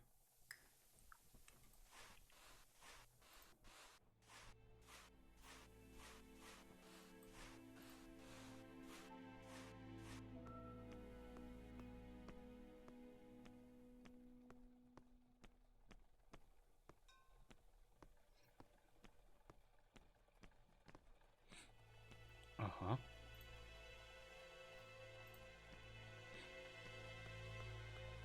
Right, back to London. There is nothing more for us to do here. Okay. Ja, nennt sich so. Ja, dann. Dann ist ja gut. Jap has decided to reveal details to the press. The alphabet murder is now famous. It is not a bad idea. The more people who know, the greater our chances of finding out something of interest. Poirot, I have a bad feeling. Jetzt gibt's den nächsten Brief.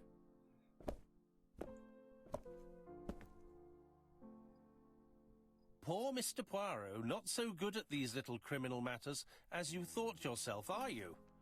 Rather past your prime, perhaps. Let us see if you can do any better this time. This time, it's an easy one. Churston on the 30th. Do try and do something about it. It's a bit dull having it all my own way, you know. Good hunting. Ever yours, ABC. Okay. Good hunting. Did you hear that, Poirot? The murderer seems to be taking it all as a game, a challenge. He will strike on 30th in Churston. We must warn Scotland Yard. Erläutern, dass heute der 30. ist? Nach dem Datum fragen? By the way, Hastings, what day is it? Well, looking at the calendar, it's the 30th. No time to lose. We must prepare our suitcases for Churston. Mon Dieu, it is already 10 o'clock. I will call Scotland Yard immediately.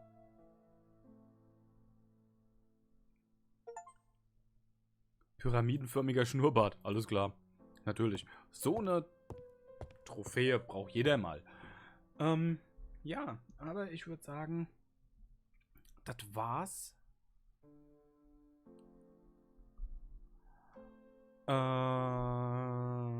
Eigentlich nicht. Warte. Ich gucke gerade noch mal nach.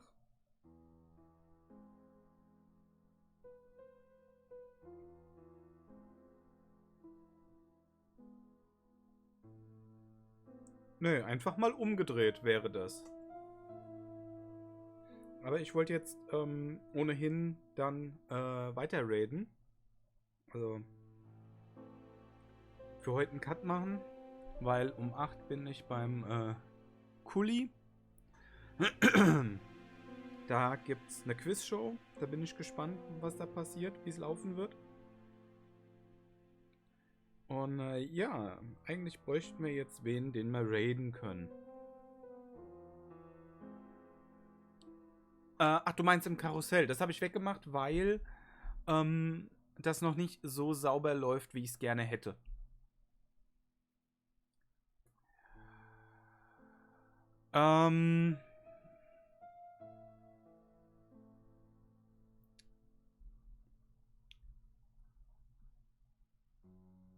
wie antworte ich da jetzt am besten? Da muss ich also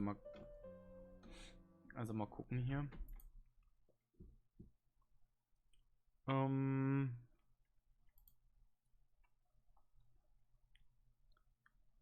Da würde ich dann doch gerne jemand anderen vorziehen.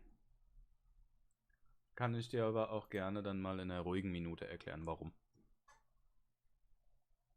Also, Discord kann ich dir das schreiben, Homunculus. So. Wo gehen wir hin?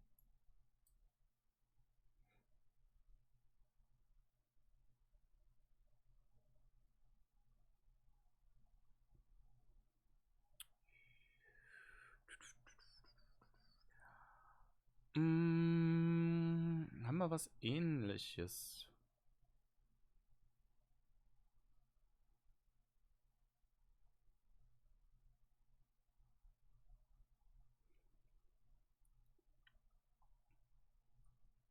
Bumm-Simulator, was ist denn ein Bumm-Simulator?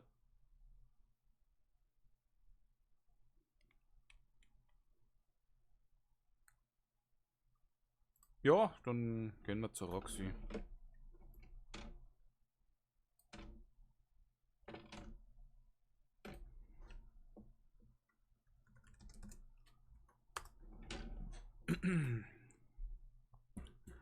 So, ihr Lieben, vielen, vielen Dank fürs Zuschauen. Schön, dass ihr dabei wart.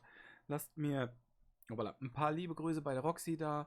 Und ja, wir sehen uns im nächsten Stream. Und wenn ihr Bock habt, nachher beim Kuli darf ich zu Gast sein. Da würde ich dann im Discord nochmal den Link zu seinem Twitch-Kanal posten. Gell? Also dann, macht's gut. Tschüss.